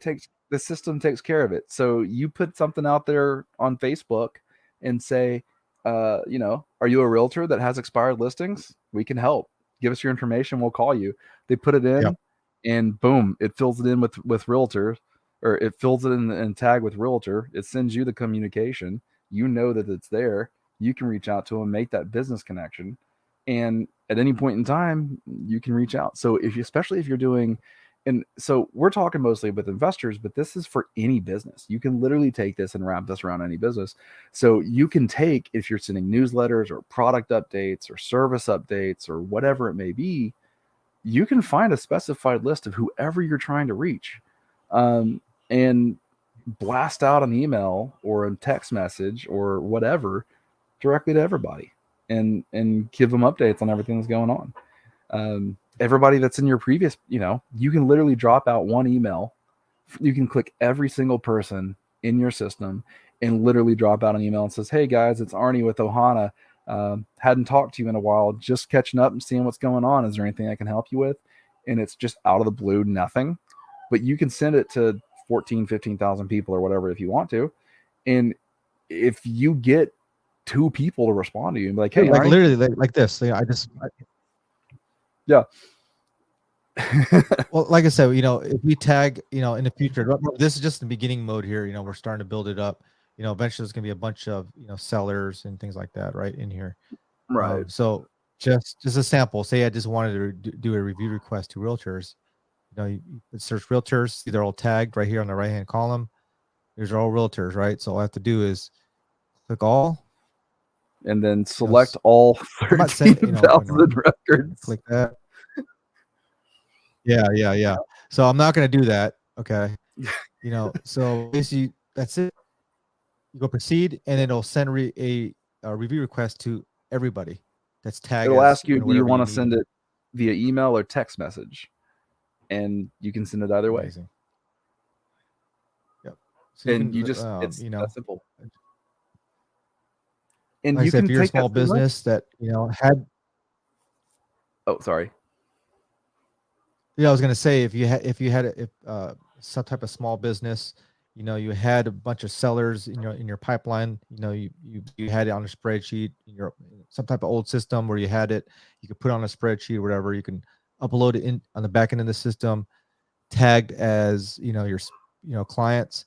Once they're in the system, just do the same thing. You type in, customers, whatever, right? You'll pull up Right. a list of all the customers, click, all the customers, and then literally overnight you can have, an infinite amount of customers that give you reviews, and it's all uploaded automatically into your Google page and your Facebook or your website if you want it. Mm-hmm. Amazing, and I think one of your potential clients, like you're talking about, right, that owns a small business, Oh she yeah. did that. Yeah, she was a small, like literally, she owns a shop here local in town. It's probably, the shop is, I don't know, maybe this a little bigger than the size of my living room. It's not a very big shop. Um, but she does a lot of business. And really her thing was that she didn't have anything like this. And so we made it to where we kind of put that in there, and we made it to where her employees can make cold calls to these people that she's trying to talk to, because it's a wholesale kind of thing. It's a whole, not in the real estate form, just wholesale as far as product. So she's reaching out, and their employees are putting information in the system as far as like, so if I'm going to call you, I'm going to be like, hey, this is what I have to offer you, Arnie, this and that, blah blah blah. Are you interested? And you're like, yeah. I'm like, cool. So I got your name. What's a good email for you? Cool. What's a good phone number for you? All right. Send. And it just automatically fills in that information. They automatically get, it's not necessarily a credibility packet, but it's kind of like an advertisement and a personal email from the owner of the company, whether she sent it or not, because the employees started that engagement. And it offers them something for free to return them into to clients. So it offers them something. And then when they say, yeah, they'll take it, it sends her an email and says, hey, this person is interested in your product. So she sends the free sample out. It sends something out 10 days later and says, hey, get back in contact with this customer. So she knows where every customer's at all times. Wow. And then her staff have tasks to call these people back on certain days that the system just automatically knows and tells them when. So they don't have to keep track of who they need to call back or have any lists they got to cross off. It tells them who to call back and when to call them back. And then it will give them notes for every person that they talk to. And so that final call, that's the thing. Follow up is key if you're going to do stuff. Literally. So Seth, yeah. So how, what I would say is, in the investor side, how can we implement that into in a real estate business? I mean, we hire a VA, right, mm-hmm. on our team, and I don't know, I don't think we really talked about that. You can add team members on here with, you can only give them access to certain things on this program, right. So if a VA to do some cold calling, like you were saying, I can hire a VA to do my agent outreach. I can hire somebody to do what I'm doing right now, right? We're going to do in a second. Yeah. Right. But they don't have access to my QuickBooks. They don't have access to my review stuff, right? They only have access to certain things. And that's another thing. I mean, honestly, we could do it completely ghost. And what I mean by that is they wouldn't even have access to anything. You can literally give them, and we can make it. And honestly, if someone signs up for it with me, reach out to me, send me an email, I'll build it for you. We can literally go through your call script and build in a digital call script with answers. So it's a drop down menu, something like that. And we can put it to where they literally go to a web page. So they don't even have to have access to the back of your stuff. So if you want to hire somebody off Fiverr to work for you or do something like that, you can give them access for sure. But a lot of the time, they don't even have to get into the system in order to do that. So they're just going to go down this cold call script and go, hey, Mr. and I'm calling about the property at blank, blank, blank, blank. Would you be interested in selling? Yes. Okay. Click. All right. And then, so do you know so do you have an asking price in mind? Okay. And you type it in. And so do you know the roof condition? Okay. Are there any other issues that need to be done? You can go down and however you prefer your list to be done. They're going to read down that list, fill out the answers. And then once that gets completed, it's going to send you personally. So you and as in you, Arnie, or whoever is the owner of the account, an email with all of this information. So you're gonna instead of dude, I'm from back in the day to where we did cold calls and we filled out a piece of paper and then we took a picture of the piece of paper or scanned the piece of paper and then emailed the scanned paper and that just takes a lot of time. Where they're going to put it in the back end of the system. It's going to fill out. It's going to send you that lead, and you can instantly pick up the phone and follow up with them right then and there. And then so while you're in the system, you're talking to them and everything, and then you go, okay, yeah, I definitely want to see this. And so exactly what it is. And so as you talk to that seller, you're in there, they're already in the system. So you literally go to their contacts, you find their page, and you just click notes and you can type in whatever notes you want about that seller or whatever that lead is. So when you talk to them, say you make an offer, they don't respond. 6 months later, our automated email will go out and they're like, you know what? I think I might actually take you up on that offer. You don't remember who Drew blank was, and you don't remember his property address. You don't know nothing about him, but you got the email. All of his information's there, and every note you've taken about that seller is right there on your dashboard. So you can pick up right where you left off 6 months ago. And keep in mind, you made an offer 6 months ago and you didn't get any response. They ghosted you. So that's the whole thing with retention system. It's to retain people. So yes, it is a CRM, but it's much more than that, provided you use it properly. I love it, brother. I love it. Well, let's go ahead and like I said, before we end it, well, what I'll do, Seth, is we'll just show them the Infinite CRS website, and then you just give a shout out, contact you, and and all that. So, but let's just go ahead and process this email. I got the list downloaded. Mm-hmm.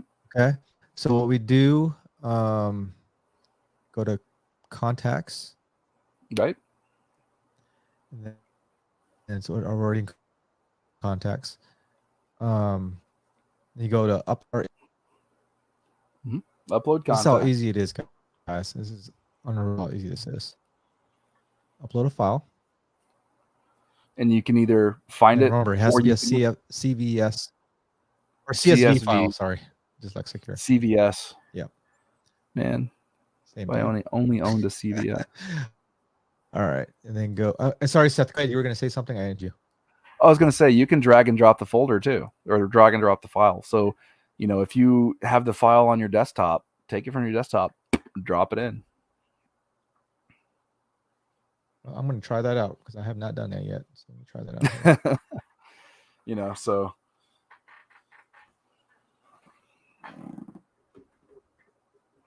All right.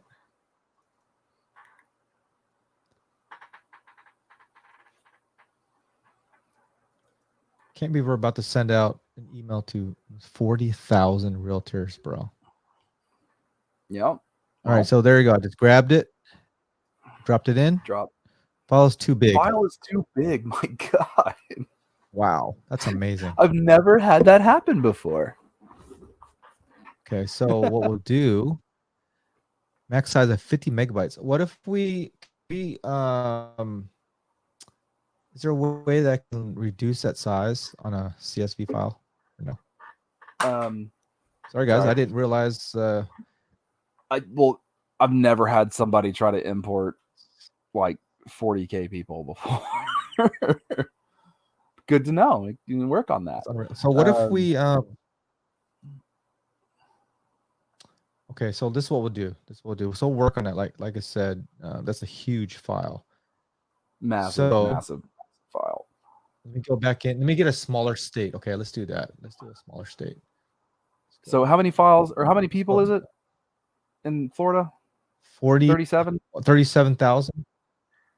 Okay, so honestly, it's only 77. Honestly, you could do probably 2/3 that list fine. And say if you wanted to pull from a different list, you could just do that just to kind of show there. So if you wanted to pick a different state, that's what I'm going to do. That's what I'm going to do, Seth. Yeah. Yeah, I'm And going to pick a different state, Seth. So give me a second here. Yeah. Give me 1 second.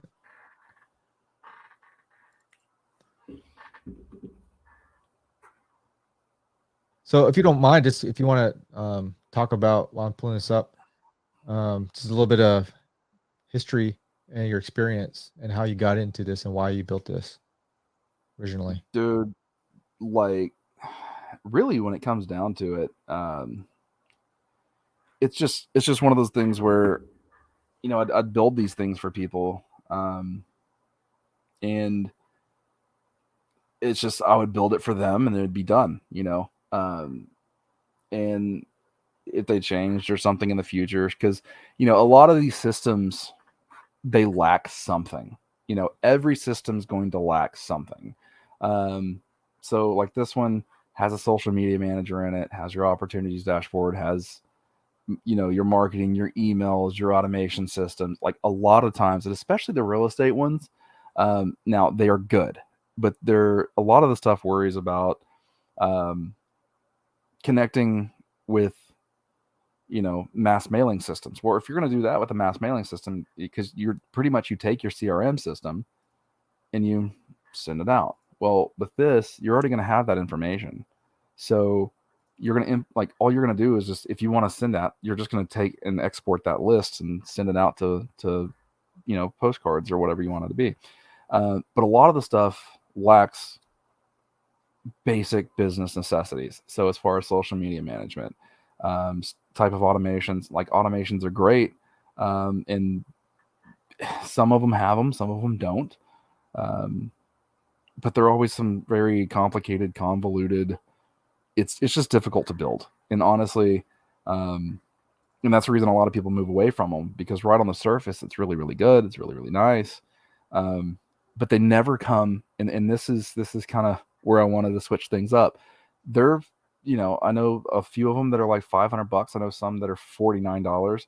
I know some that are $300. I know some, I know them in all different price points.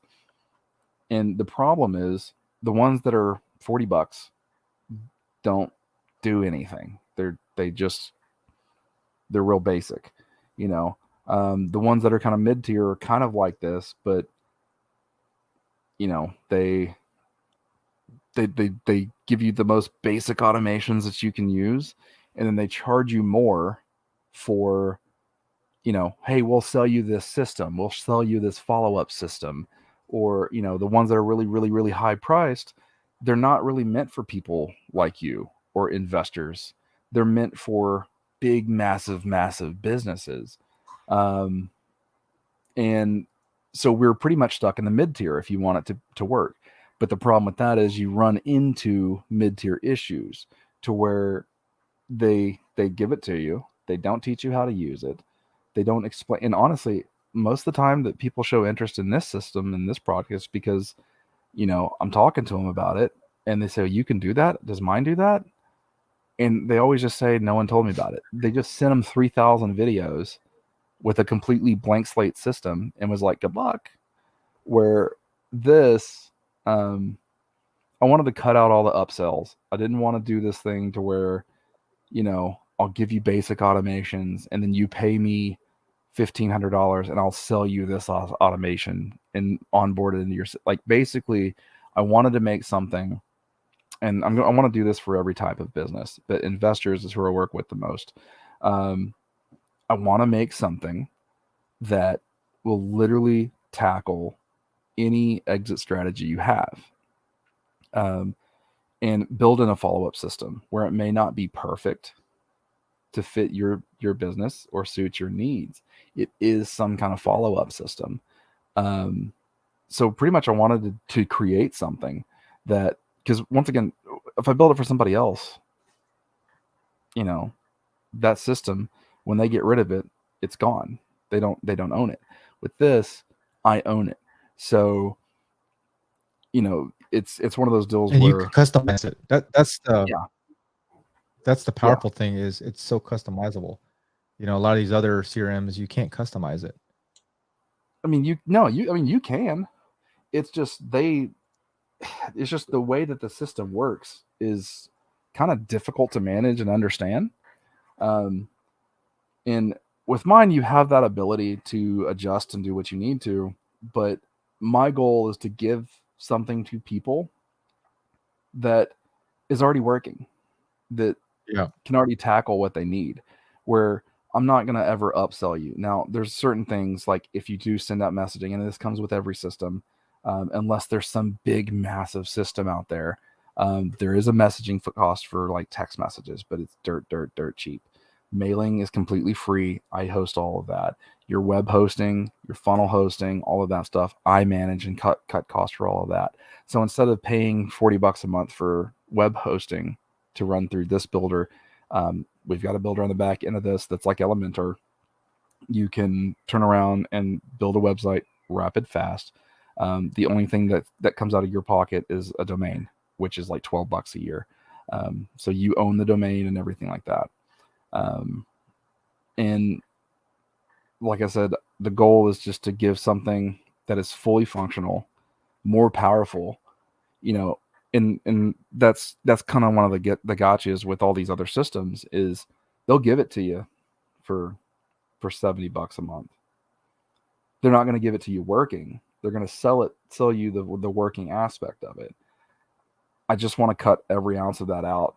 And if you need something, I want to build it, and have it work for you, because it's one of those things where, how I see it, if I do something that makes you happy and you tell your friends about my system, so that'll turn around and that will overall return to me. And if I can do that for multiple people, my goal, like I said, is to get to the point to where I can offer this.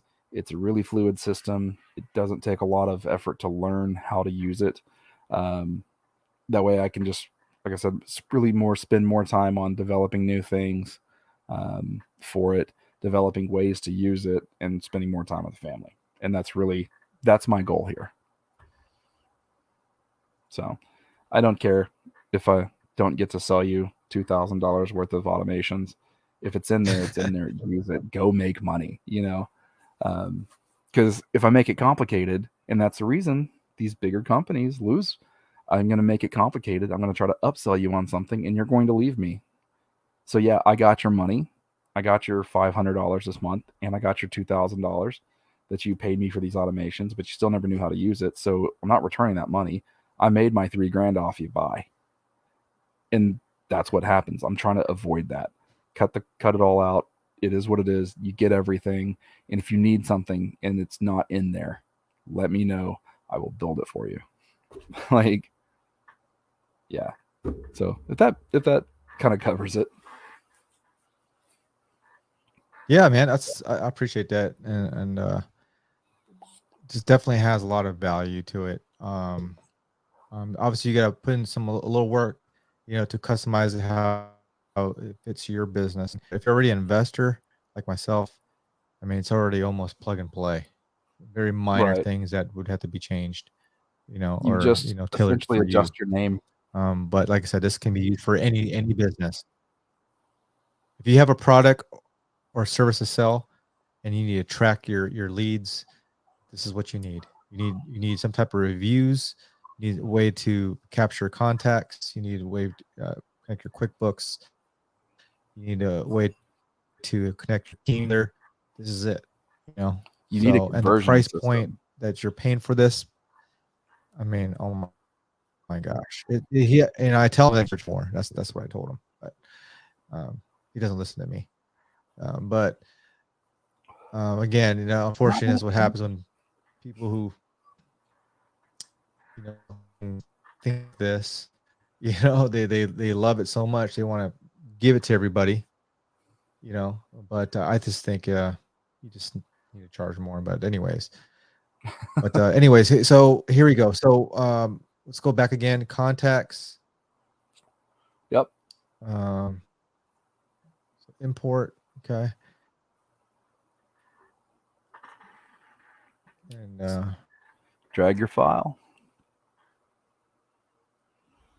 upload file. All right. And then so save. And then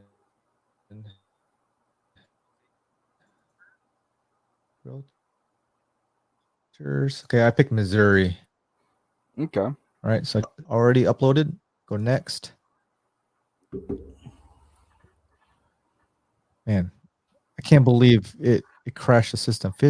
I guess that's what 40,000 realtors do to you, huh? Unreal. So you may have to segment them out, but okay, go next. Sorry. Yeah. So what we just have to do is we'll cut that in half. Easy fix right. on that.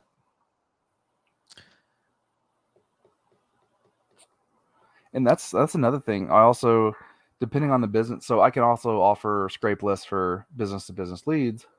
And that's another thing that we did earlier. So even if you're not an investor, you know, I know everyone that's going to be watching this is an investor, but if you've got a different business, if you get a business to business lead, literally that's one of the things that we did. We looked for, so she does, so the client I was talking about earlier does stuff and she works in services for vets.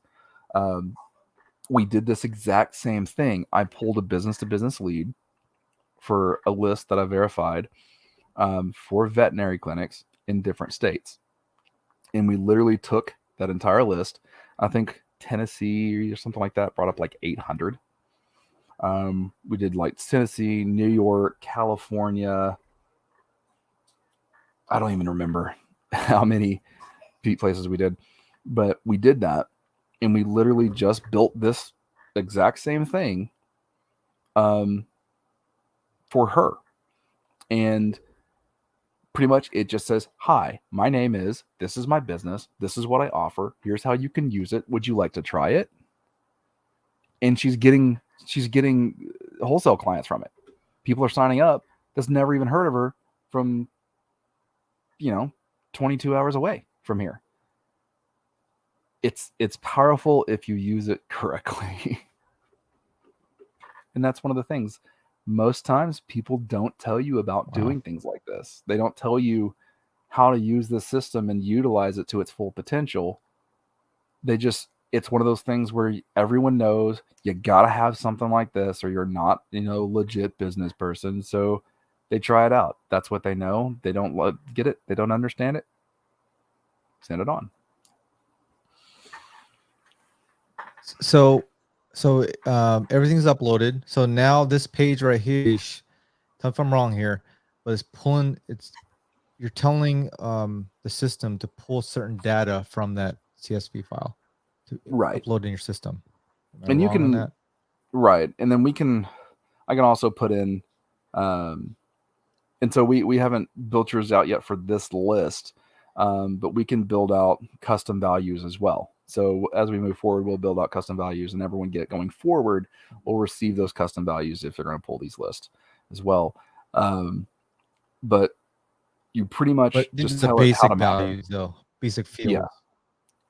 Yes. Right. And you've got a custom value in there where it says what brokerage do they work for? Yeah, so you're pretty much just telling the system where to map out this, so they know it's go down the list, right? So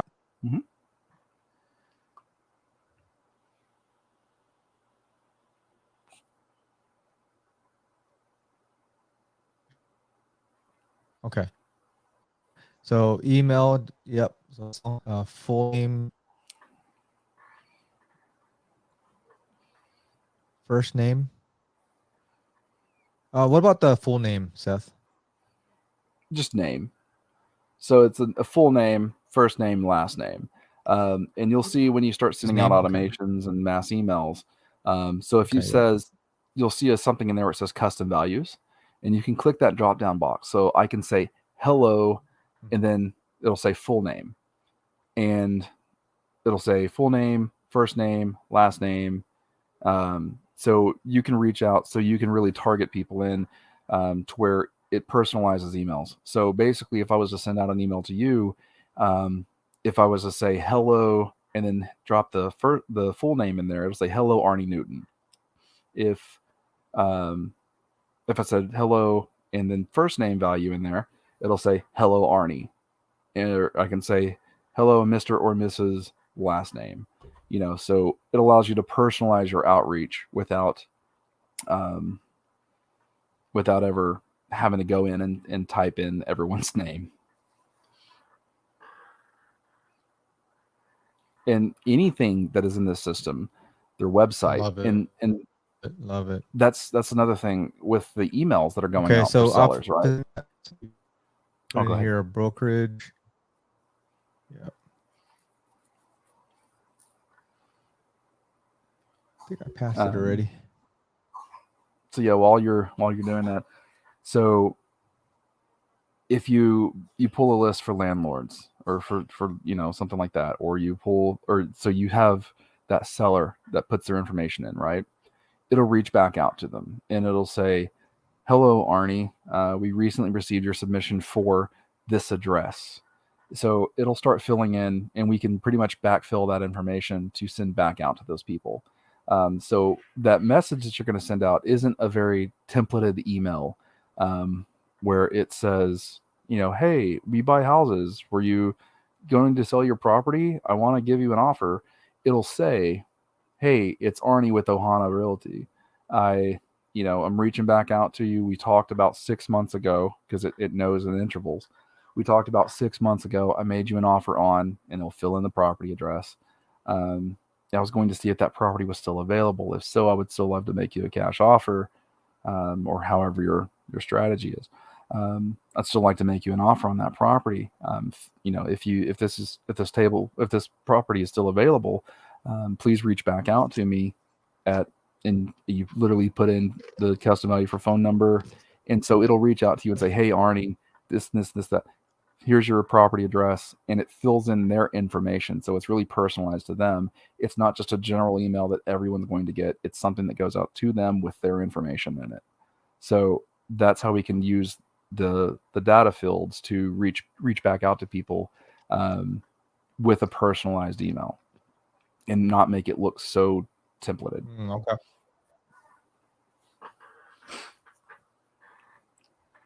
Gotcha. So this right here, we don't need to put anything or county. We got to put county on here. No, we don't. We don't have the field built yet. Yeah. Okay. So this list Same is a thing whole with new the thing. office. We have this, so we don't need to put office phone, but we can do that later on. Yeah. So we can also turn around, and maybe we can do another video. So that's really in the future. We turn around and we can add. Exactly. We can enrich that list, so we can just upload these people in again, and then just update the list, and you won't have to have any doubles.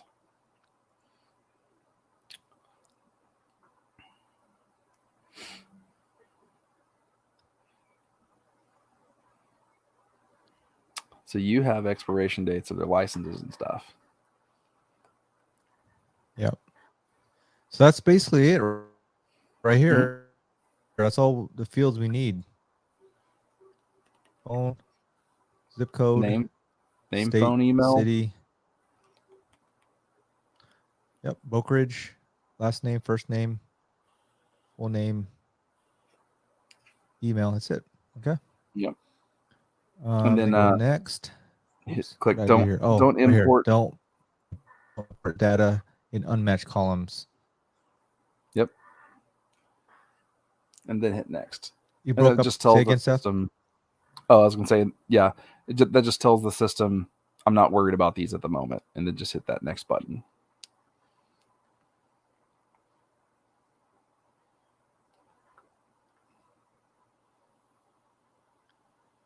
Hey, Seth, it's lagging really bad now. So can you say that last part again? Sorry. Oh, I was going to say, yeah, just hit that next button and we'll be off to the next location. Okay, cool.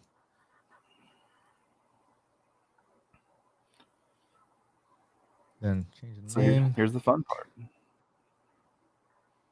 3. I can't spell right. Magori. I'm going to show you another little fun feature of this.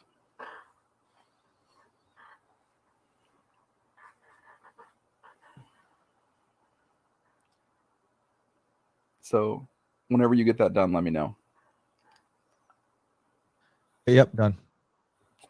Okay, you see where it says make a smart list? It says create a list of contacts from this import.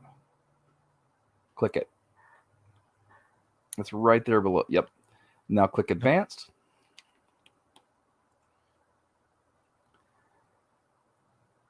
And then you're going to go down to tags and then type in Realtor.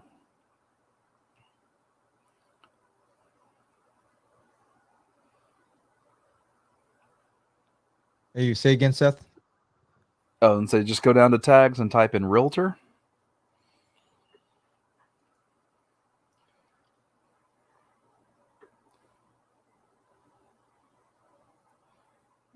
I'm going to go down until we hit the actual Realtor So list. now you're tagging them. Mm-hmm. So that's Correct. just the one that says Realtor with no quotations, correct? Yep. Okay. Yep. So then you won't have to add them to a So workflow. I just want to make sure. So this, go ahead. Yeah, sorry, there's a bad lag, so I just want to make sure they capture what you said. So this tag, obviously, you're tagging them this list as realtors, right?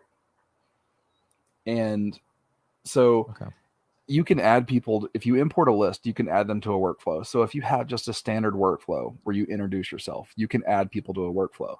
But with this, if you tag them as a realtor, they'll automatically get your packets. They'll automatically get your automation. So it'll automatically send that stuff out to you. So we build that in the back end of the system with the automation tabs. And so once you tag them as a realtor and you hit select, it'll automatically load them into your system. And as it loads them into the system, it'll automatically start sending all those automated emails and packets and everything to every single person on that list. I see. Gotcha.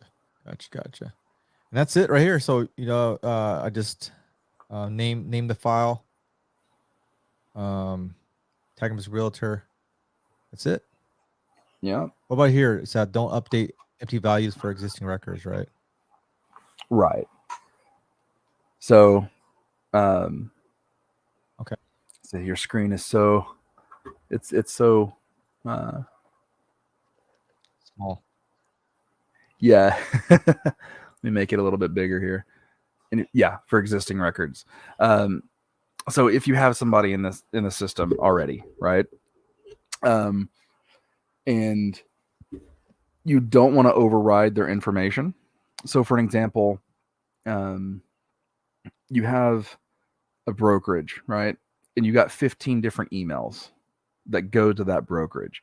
You don't want to overwrite what you've already got in the system because it will automatically find that person and update their information. So you have relative data at all times. If you click don't update, basically it just won't overwrite any data. So it will preserve anything that you have in the system previously. So it will, so like I said, it'll add that data, but it won't replace it. So that's a personal preference. Okay. I made the screen big and that's now I can see. All right. We submit and it should be done. Oh man. Never. I'm ready. I'm actually excited. Well, I mean, nervous is excitement, same thing. Nervous excitement. So if, dude, so there you go. Your files. Man, I wish this wasn't as lagging. Right. As earlier. It makes it a lot longer.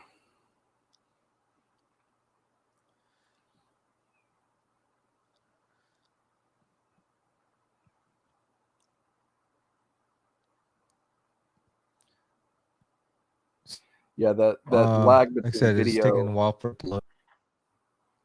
Yeah. But yeah, that lag between video and audio is really So tripping me up. well, Just, okay. just He just hit. you can wait for them. Okay.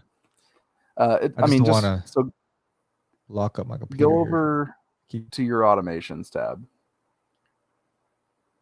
What's that? What automation? Yep. Yep. Yeah, it's locking up real quick. So. Yeah, my video has been dropping in and out. Just hit exit page if it pops up again. Honestly, Okay, there you go. my video for you. There it goes. So these, like you can see earlier, we sent list to all the Hawaii realtors, Arkansas realtors. So it's at 45% right now. Does this show how big the file is? No, it doesn't show. If you go over to statistics as well.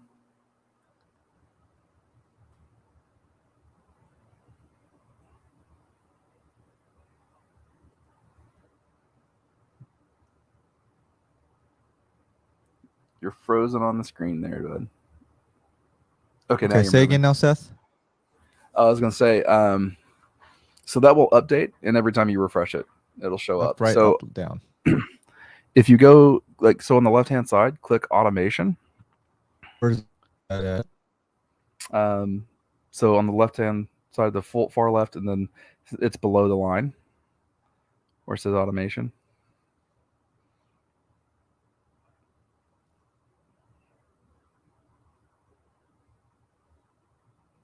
Yeah, the the video feed Sites? is so slow. So it's right above that automation. It's so bad. So click on automation. Yep. Okay.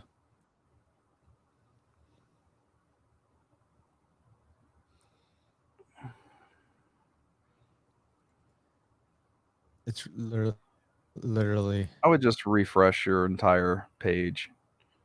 Internet's fucking frozen.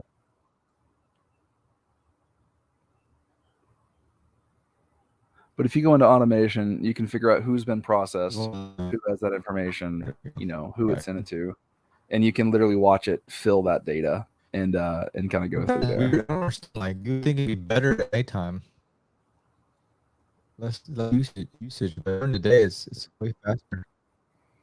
More people are home.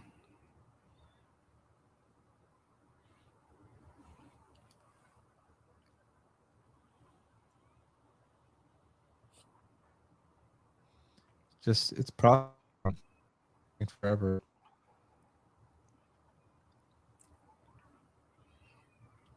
Yeah, like I said, the video and the audio lag and feedback is like,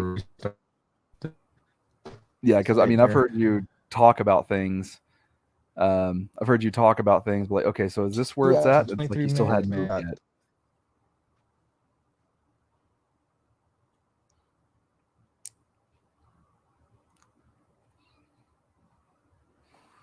So yeah, you're locked up now on my screen. We can't even see anything.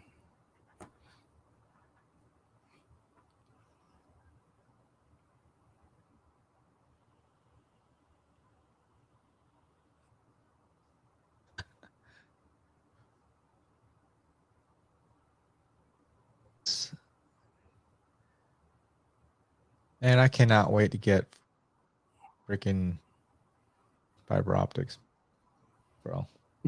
Got less than 30 days. Yeah,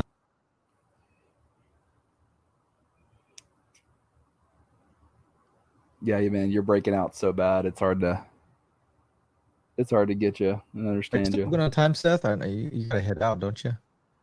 Yeah, I'll have to head to bed here in a second. Got to take the kids to school in the morning. But we did cover that system. We got everything covered. They didn't see the end all. You gotta head out shortly. Yeah, it's already like 11:30. So yeah. That's 10:30 or 10. It's 11. Oh, shoot. Okay. Yeah, it's because it's already done. Just waiting for it to upload. I was just hoping to. What's that? Oh, nothing. Go ahead.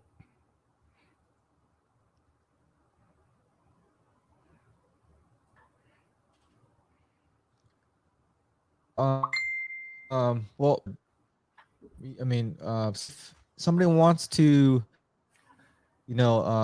schedule a consultation with you, see if this is a Yeah. good fit for their business. What's the best way for them to contact you? Honestly, so if they go to infinitecrs.com, let's see.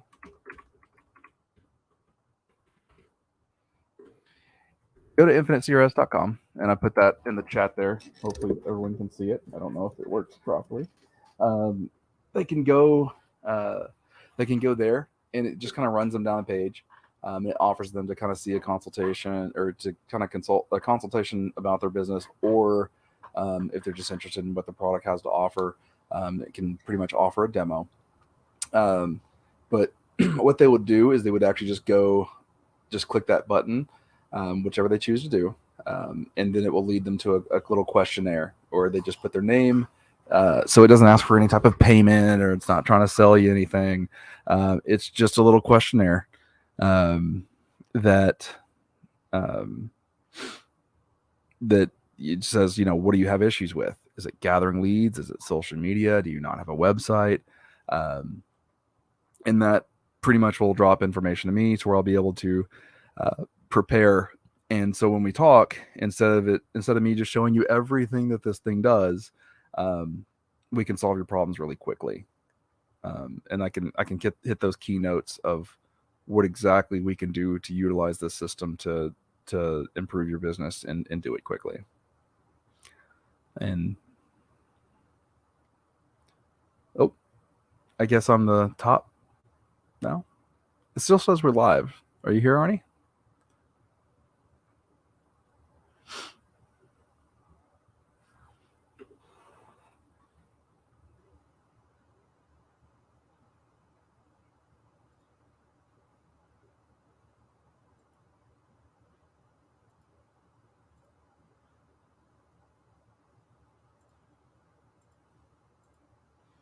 Well, hope everyone has a good night. If you have any questions, infinitecrs.com, and I'll hope to talk with you soon. Good night.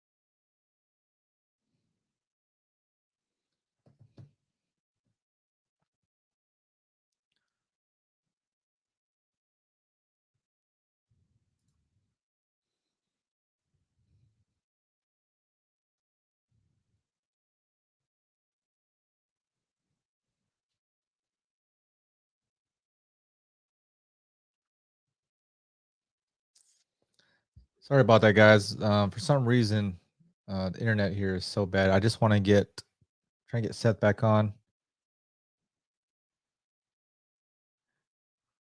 Try and get Seth back on just so he can let you guys know how to contact him if you want to schedule a consultation on potentially getting this CRM. So, but he should get back on shortly.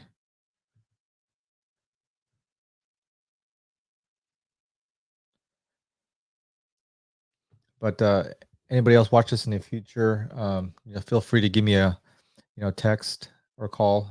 501-301-4472 is my business phone number. If you want to contact me through Instagram, DM me at Arnie_Newton. You can also add me on Facebook, Arnie Newton. And then on LinkedIn, Arnie Newton as well.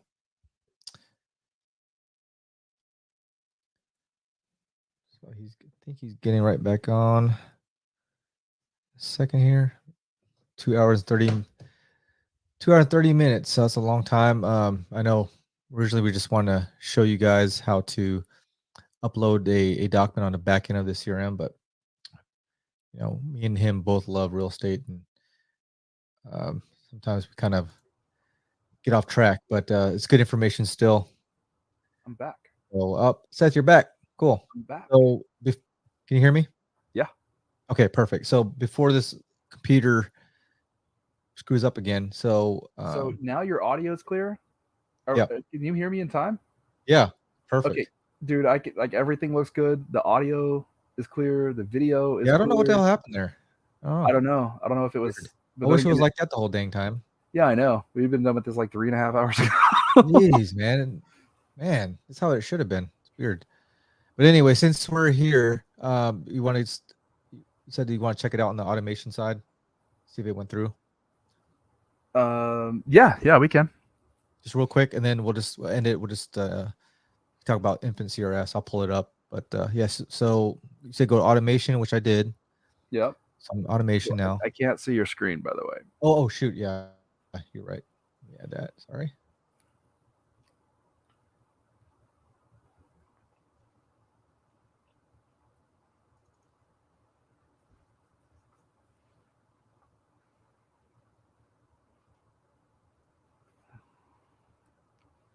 You probably already ended up with some. See,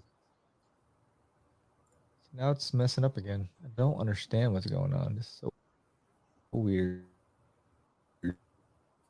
Just honestly, you probably hit your data limit for your internet, and you're trying to do too many things at once. But I know you, and I know you have like 7,200 tabs open all at once, and that's probably what's slowing you down. You're probably no. I think you're right. That's not what it is. But I know. I literally just I can hear you, but everything disappeared. What is it? Can you see? What are you seeing on my screen? Is a dog? I can see you doing this. Are you still seeing the? Yeah, I can just see you. What's going on here? Give me a second here. So let me drop down to Ohana.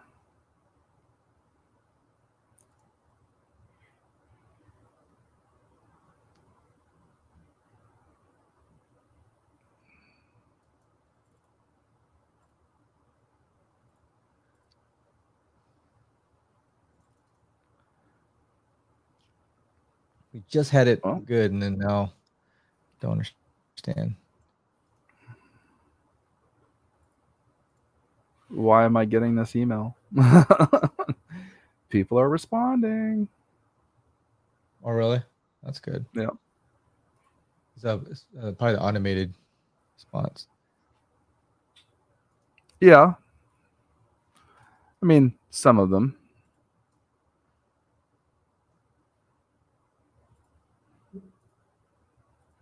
Some of them are saying, I wish I could. It's so weird, man. I don't get it. Oh my gosh.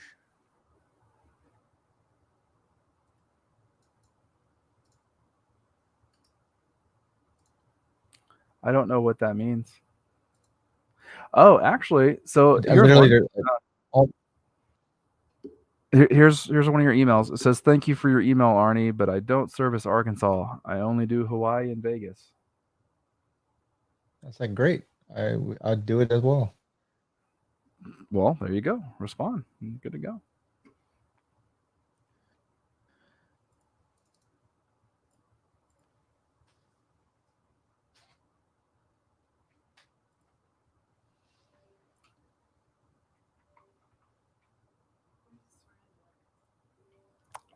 I don't know. I've been giving it to her in cups. Yeah, we might have to. Frick, it's so frustrating. So frustrating here. Here, let's do this. Let me just do one more thing here. Let me try one more thing. I'm gonna go back to StreamYard. So weird.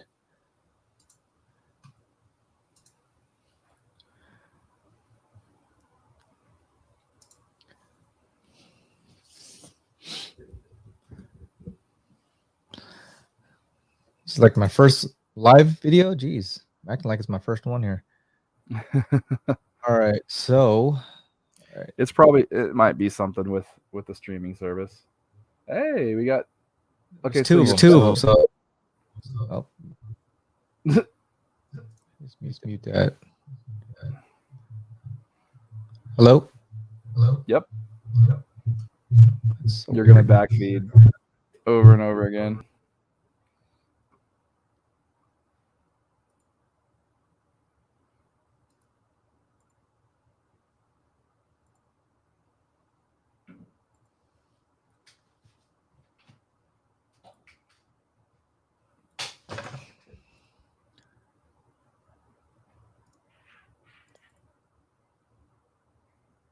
Someone said, "Why am I getting this email?" And you're gone again. Oh, there you are.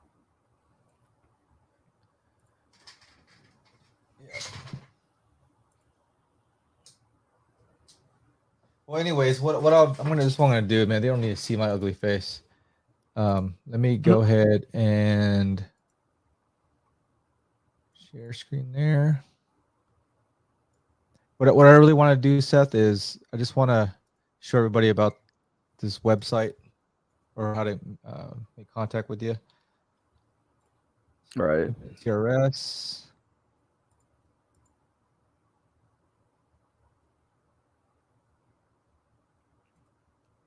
I mean, honestly, I can show my system real quick. You mean to just share my? Yeah, you want to screen? do that? That's fine. Yeah. Yeah, I'll just make it real simple, and then we don't have to worry about your internet being weird. Yeah, let's do that. I just got to figure out how to do it. Present. There we go. Share screen.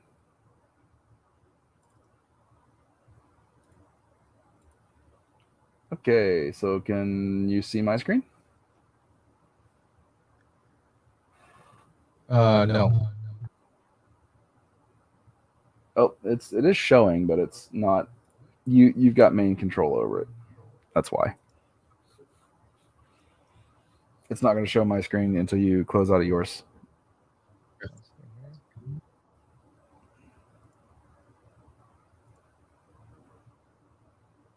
Oh. Okay, there you go. You should be able to see mine. Can you not see it? There it is. I think. Boom. Can you see it? I can't. There it is. Okay. So real quick, what we'll do is we'll go over to. Yeah, look at that fast internet. Oh wait. It's what? It's still showing real slow on the. Yeah, StreamYard's got to be having some issues, bro. Yeah, I think so. Well, maybe it's. I wonder if I can present like. Nah, okay, now I know what's going on. All right, well, so what we're looking at here. So we were talking about the automation stuff. So we got here the last updates. And click into here, And then see, we've got 35,459 people in this system. They're all realtors, probably most of them. Yep, every one of them, everyone in this list is a realtor. So we can look at history, and then we can see everybody that we've sent emails to, when we sent them, how we sent them, what time, like literally every little detail about those people. And so you know exactly what's going on. So if you click over here to status, and it's still working, so it'll kind of tell. See, there we go. It'll tell you everyone who's been finished, and we can go down this list for days. But yeah, so the moment you did that, so it says contact tag added realtor. The moment you added as a realtor, they started pumping them through this workflow that automatically sends them an email. So they have, so pretty much anybody you put in the system, tag them as a realtor, boom, you're reaching out to them. Active enrolled. So if we've got something that's more email campaign, set the initial email. So basically, as you kind of go down the list, you'll see, someone's here, in the wait frame. And then it'll say like a number here. I'll say like 11 or 2 or whatever. And that's how many people are in this step. So people are currently waiting. And that's what your active enrolled means, is who is currently in that workflow. We're talking about going down workflows. So as far as this, the absentee, G4D, call for dollar, or cold email. So you pull a list or you skip trace a list of all your people, you can pretty much put them and connect them in with this. If you import them as driver dollar or absentee owner, it'll automatically start reaching out to them. And you'll see here 2 days, 10 days, 15 days, 20, 30, 45, 60, 75, 90. And I think it actually goes down a little further to 120 days.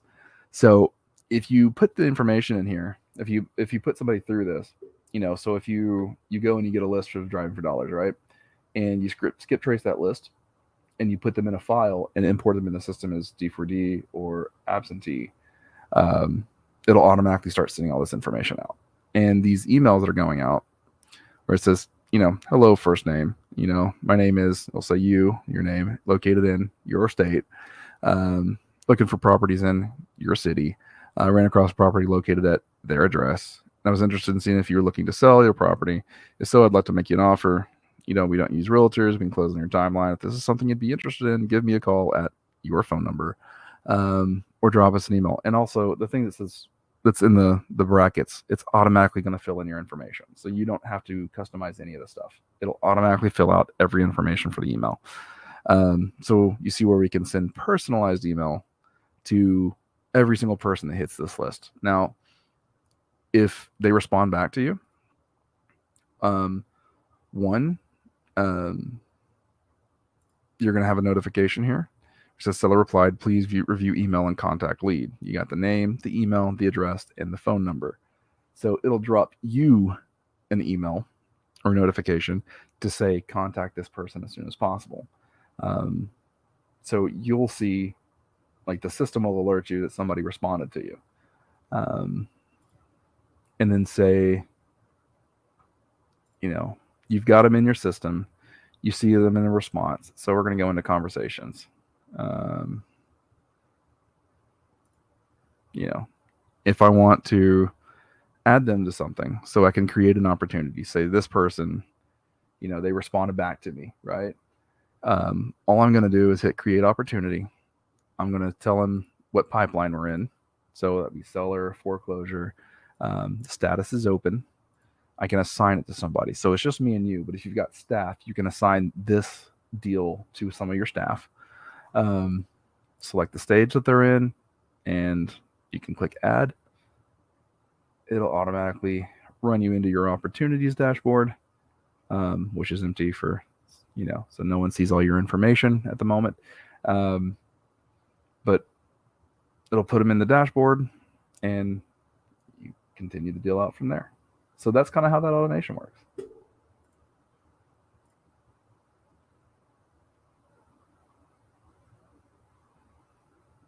I'm guessing it's really laggy again.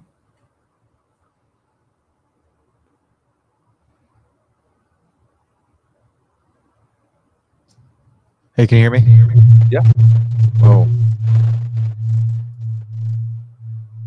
Hello? Yep, I can hear you. Yeah, there's a bad echo here, so I don't know what's going on. But anyways, what I think what we should do is just go ahead and just let everybody know about how to make contact with you. Yeah. And we'll just end So it this there. is infinitecrs.com. Real simple. Book a demo call. It covers a few things. You can book a demo, or you can get a free consultation. Offer them completely free, so we can figure out if it's worth it to you, if it fits to your business. If you have a question, you can text us here. But hit book call. Fill out the form. Very simple. Put your first name, last name, phone, email, what your organization is, so whatever your business is, and just check which ones make, would be. So lead generation, following up with leads, losing sales with warm leads, website needs, review generation, managing current customers, whatever your issues are. Just kind of go down and kind of check the boxes. And then if there's anything, so if your biggest issue is, if your absolute biggest issue is, for an example, is just lead generation, you can literally say new business, need lead quick. Take that information, and before I even call you, I'll figure out your business type, and I will pretty much consult you on how to quickly start gathering leads while utilizing a system like this for outreach. Yeah, infinitecrs.com. Man, I love it. I love it. So number one, thanks for taking the time. I mean, we're almost 3 hours in here. Yeah. Thanks for having me. I love the product, and the reason why I wanted to do this is I just want everybody to know that there's a program out, or a CRM out there. I mean, you call it CRS, but right, a CRM out there that can help out new investors. Because for me, when I was a new investor, I didn't have a website. I didn't know much about funnels. Just follow-ups in general, how important that was. It's super essential to have that follow-up system. Like I said earlier, I lost a lot of leads by not following up correctly. I didn't have a review system in place, right? To put in my Google page and my website. So people need to know that you're credible. Reviews are absolutely important, and this system allows you to automatically do that, right? When a task is complete. So, but if you got a team in place, this you got to have something like this, so you can, number one, communicate with them. Let they need to know, what leads that they need to follow up on. Maybe some tasks that you require them to do. Another big one is scheduling, right? Calendars. This is linked to my calendar as well. So if I need to block off a time, I can have, either I can do it, or I can have my team member block out, time slots for me, because I get a lot of calls from new investors or realtors. You can block out time slots, appointments. So just a lot of things in this program or in the software that will help you in your business. So I just wanted to highlight that. And I appreciate you getting on and showing us how to do that. Sure. There you go. And it probably populated your calendar. Sorry. No worries. Your Google Calendar probably just went off. So don't worry. An indicator. So new reminder. But yeah, I mean, I love it. And like I said, we'll do future, videos, maybe a little more depth, or maybe certain tasks, I need to do, we can kind of go over that or something like that in future videos.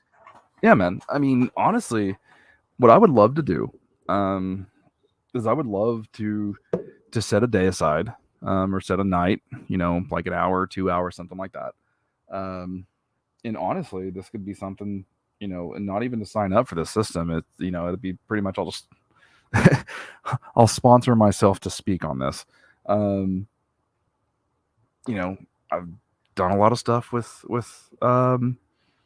investors. I've done a lot of advertisement. I've done a lot of stuff as far as like taking a business from nothing and taking it and turning it into something. And I know I don't look like it, but that's kind of what I do. So honestly, if we wanted to schedule a day, we'll have to set it up, maybe set up on the meetup, something like that. That'd be great. And I love that. Literally just come in, take questions, and see what we can do to help people offer, So essentially kind of a free class hosted by two people that shouldn't probably do classes. I don't know. Yeah, I can answer, questions on just career financing or short sale, just general questions on just investing in general, and then you can come in and how we could implement some of those strategies into the CRM or CRS. Right. I can kind of help me with that. So Well, like I there's said, that. And eventually honestly, I'm gonna hire a VA, right? So Mhm. you can kind of show us how we would set that up. Yeah, like I don't even want it to be like a sales pitch. I just want to answer questions when it comes down to anything online, social marketing, Google, pay per click, whatever it is. Like, I just kind of want to open book it one night,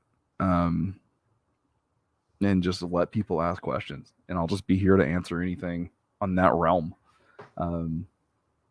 And then sure, like I can show the system and what it does for you and how we can utilize it, but just answer questions. If people need, you know, some kind of insight on what they're doing or how to do something or how to reach out to people, then let's do it. I love it, brother. Awesome. Well, again, thanks for your time. Enjoy your trip to Colorado. Spend time with your family. It's super important for me as well. So, but I'm gonna go get sleep. back fresh and fresh, clear head. We'll get back back into the business side of it. So, but yeah, thanks for helping me set up those automation with the realtors. I think what do we say, 40,000 or so? Yeah, right about Realtors. 40K, and Love it, dude. that's awesome, man. And like I said, you're already getting responses, so we know for a fact it is dropping in inboxes. Yep, I see it. I'm actually looking at my app right now that's linked to this, and I see all the responses. So tomorrow, that's what I'll be doing. Just respond to those emails. And we can literally, like, anybody that comes in that says unsubscribe, that we'll put them on a do not call so they unsubscribe, and we can keep sending these out. Not spam them, but we can keep kind of dropping these out and making sure people reach it. And I'm realizing that it's usually the fourth or fifth email that goes out. And take a note, anybody that's watching this, if you're doing email campaigns, it is the fourth or fifth email that usually lands a response. The first three won't do anything most of the time. They're either going to reply on the first one, they're going to reply on the fourth or fifth, or then anything past 5 emails. If they're not responding, it's best to give them a call. But 5 is that magic number. Well, here's a cool thing, right? Where we can set up the automation where the response email is different than the welcome letter email, Mhm. right? Yeah. So if they respond to you, then good to go. Yeah. And if they don't, they'll get another email saying like, just follow up with you, just checking to see if you were able to review that packet. If there's anything I could help you with regarding, properties that were, potentially will be expiring, or, if you need help with a short sale, feel free to give me a call or text, whatever, except another Zoom call or whatever. So, and the most amazing thing is we're building this out. And so as we grow, anybody that signs up, gets it too. So we're pretty much sitting down, we're mending minds here, and we're turning something, we're building something that people can actually use. It's not just a here it is. You know, maybe it luck. works for you, maybe not. Good Yeah. luck. By the way, if you want it to work, I'll sell you something. Yeah. I mean, past 4 years of experience, we've put it on paper, and we're making it easy for a new investor just to, really just plug in some information and then get going. Send out those email campaigns, those text campaigns. I mean, if someone started in with it like today, like say tonight, now I'd say not tonight necessarily, but within a week, when it comes down to setup and everything, like within a few days, sometimes day of, depending on what all they need, we could get you started and get you rocking. So you don't have to worry about that. Like, we'll be back to you in a month with that setup thing. You get immediate access to it, and then we'll set you up rather quickly. I love it, brother. I love it. Well, hey, man. Well, good night. Good night. And me and you will touch base later on. Okay. All right, man. Sounds good. There.